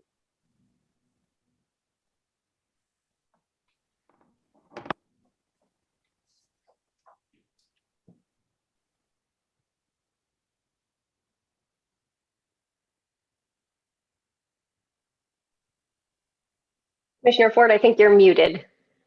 We can't hear you. Oh, I was unmuting, but I think it locked up on me at the same time there. Thanks. Linda, did you have anything else to add to the city update? No, thank you though. Sorry about that, everybody. Okay, moving on my list, I have USD 383 and Eric. All right. Believe it or not, there are 3 weeks left in the school year. 3 weeks. That's it. things are fast and furious trying to finish up the year. Graduation, May 14th, 7:30 in the evening at Bill Schneider Family Stadium. Appreciate the partnership with K-State on being able to use that facility and have an in-person event. I believe at the moment, each graduate is able to bring 6 guests with them to be able to spread out among the stadium and have that happen. I think that's the same weekend as K-State graduation as well, because I believe I have graduation Friday and then my daughter turns around Saturday evening, same place. So real excited to do a few of those end of the year things in person with everybody watching. They'll be broadcasting that as well. Yeah, it's just fast and furious to the end of the year for the district. So 1 foot in this year, trying to finish up, 1 foot in next year, trying to get it all ready and what it's going to look like moving forward. So, and construction, throw that in there too. Eric, when does school start in the fall? What's the first day? That's a good question, Linda. And we are starting on August 18th. Okay. August 18th. Gives us a target. Okay. Any questions or anything else for Eric before moving on? Okay, the next one I have on my list is MBAF. So Katie or Daniel? Yeah, thank you, Commissioner Ford. Can you hear me okay? Yeah, all right, awesome. So good afternoon, everyone. Our USDA MBAF team remains in maximum telework, which is why we'll be happy to join in person as soon as we're allowed. Some of our essential employees continue to perform duties at our temporary office space and at the MBAF site as needed. We're continuing to hire employees virtually. We've now onboarded over 135 employees since we began telework in March of last year. So we have been busy. We do continue to post jobs on usajobs.gov. We have a handful posted right now. We're looking for 2 occupational health nurses, a research epidemiologist, materials handler, locksmith, supervisory IT specialist, and a supervisory resource management specialist. So a wide variety there. And we actually did just post all those on Twitter in case any of your organizations are looking for an easy way to share that information. So already all put together, easy to share, and it'll take folks directly to those announcements. We continue to present to various national and regional groups about MBAF virtually and our stand-up activities. Please don't hesitate to let me know if any of your organizations are interested in an update. Kind of a special event, our team this week is assisting with an event that's being hosted by USDA in support of MBAF called the MBAF Virtual Scientific Symposium. So it's a 5-day series of presentations designed to share research, innovative research being conducted in the fields of emerging, transboundary, and zoonotic animal diseases to help facilitate dialogue around gaps in research and response needs, so kind of the work that needs to be done. And so all that's being hosted in preparation for MBAF standing up. Do want to certainly take a moment to thank many of you and your organizations for your continued support of MBAF. The recent misinformation campaign that circulated our community's social media and email accounts just made it really clear how important it is to ensure that accurate information is available to the public, as well as to our stakeholders and partners like a lot of you. We understand people are naturally curious about MBAF's work and may have concerns, and we welcome the opportunity to look for even more ways to address those concerns for our community and our neighbors. So by all means, if you or your organizations have specific needs, specific questions about MBAF, please send them directly to me. And if you receive questions or concerns about MBAF from others, you're welcome to encourage them to email us at mbaf@usda.gov. That's our public-facing email. It comes to my team, or to recommend, of course, that they visit our website to learn more. So I can, when I'm finished here, I can drop that email address in the chat as well, just so everyone has it. But yeah, just want to thank all of you for your support and really appreciate that. Okay. Heard you had a pretty exciting event on Friday morning as well. So congratulations on that. We look forward to did. getting an opportunity, maybe through some other means, to get a tour myself. So we'll put that. I'm putting that on the calendar at some point in time. So thank you for everything you guys are doing out there. Thank you. Commissioner Ford, can I jump in? It's Dennis. Katie, just so you're aware, I know we've been in touch about our people interested in MBAF. We did a City of Manhattan Facebook event this morning on housing and had over 30 comments on Facebook about MBAF. So when you do your symposium and when other people are doing their live events, just be prepared that you might get a extraneous interest. I received 4 out-of-state emails on the subject earlier in the week myself, Nevada, Massachusetts, and New York. So for what it's worth, so caught me completely off guard, and I feel like they're about a decade too late on that, but it is what it is. So. And again, please feel free to forward those to us, and or again, share that mbaf@usda.gov email, send them to our website. Lots of opportunities there. Again, I'll make sure we drop it in the chat here when we're done. But yeah, it helps us to know what's out there, what you're hearing, so that we can, again, just kind of keep getting creative and coming up with ways to educate our public. Okay. Thank you, Katie. Appreciate that. Thanks. Okay, moving on my list, I've got Robin from Pawnee.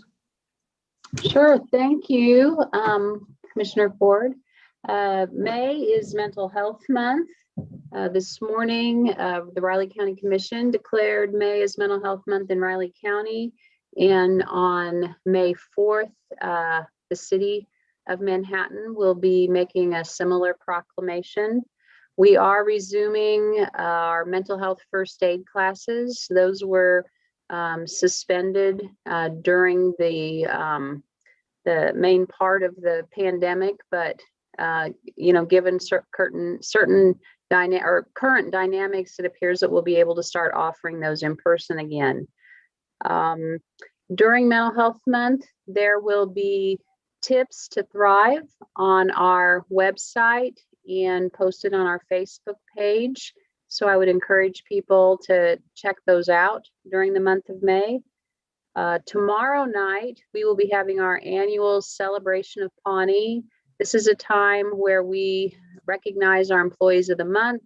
We recognize community individuals and organizations who in their particular roles have gone above and beyond to help support the mission of Pawnee Mental Health in the community. And we'll be announcing our Employee of the Year. And so for people who are interested in attending that event, you can go to our Facebook page or our website, and across the banner, there's an opportunity. If you just click on the banner, it'll take you to a site where you can RSVP and get the link to the event. And so we would certainly welcome you to join us. Okay, any questions or anything for Robin? Okay, seeing none, thank you, Robin. I'll be in, attendance for everything tomorrow, I guess, afternoon, including the annual celebration. So we'll see you then. Yes, thanks. Okay. Next on my list here is Jason in the chamber. Thank you, Commissioner. As Commissioner Morse indicated earlier, we do have a legislative forum set for Friday at 10:30. It is virtual. We do have 4 of our local legislators who have committed to attend. If you would like to register, it is open to the public. Go to our website at manhattan.org under the Chamber of Commerce and upcoming events. You can register and you will get your Zoom link to that. And so again, everyone's invited and we're looking forward to hosting that. May 4th, we will have on a virtual event Lieutenant Governor David Tolan, who's also Director of the Department of Commerce. That's a chamber event. We've asked him to come in and give us an update on the framework for growth, and we expect that will be the majority of the topic. I think he's also going to have Trent with him, so Trent Armbrust, and so we'll look forward to that. And then just something to look forward to in the future, get on your calendars, July 29th and 30th, which is a little bit different. It's a Thursday and Friday. Is the rescheduled Regional Leaders Retreat, and we are going to be holding that in town, and so we'll be at the Hilton in the Conference Center And you'll get information about that soon for signups. But go ahead and pencil that on your calendar if you want to attend. And we're looking forward to having that event in Manhattan. And hopefully we will get a lot of people who attend because it is here. So we're looking forward to that. And hopefully all of you can attend that as well. Okay. Anything for Jason? Did want to speak just briefly in terms of the conference center down there. I did attend a convention over the weekend there, and looks very, very nice. The addition was very, very pleased with what I saw. And if there was one thing maybe that was of some benefit of last year with everything being shut down, getting that in was certainly very, very valuable. So I encourage everybody to attend that in late July there. So next one I have on my list is Linda and the university. Good afternoon. Just like USD 383, K-State is busy preparing for the end of the semester.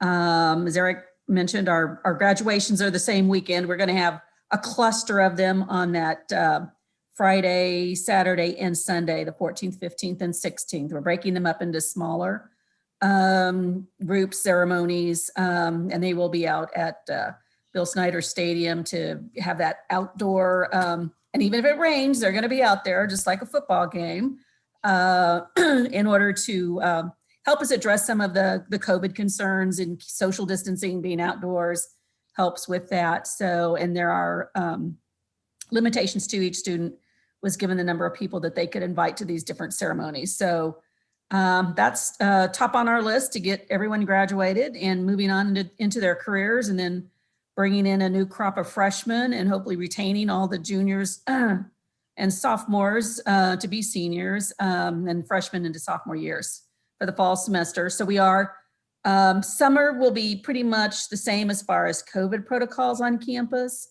But we are still planning, moving ahead with hopefully getting things back to normal for the fall semester. Of course, that depends on the spread of the virus, and hopefully these hotspot areas won't come into this part of the country or into this country. But we are working on that, and would have predominantly most of the students back in the classroom. We're working on how we bring office workers back into the office, starting to address some new working remotely policies, and just kind of planning for that fall semester. And first football game at home is September 11th. The very first game of the season is obviously going to be down in Dallas, which will be a great experience to play in the Dallas Cowboys Stadium, and work on some recruiting while we're down there also for students. But the first home game is September 11th, which is the 20th anniversary of 9/11. So we are starting to work, with the university and athletics, and with the Flint Hills Volunteer Center on special commemoration for our first responders. And so there'll be more to come on that, but we're planning, the volunteers group are working on a number of activities, but we'll plan to have something definitely at the game that day in recognition of first responders in 9/11 and the 20th anniversary.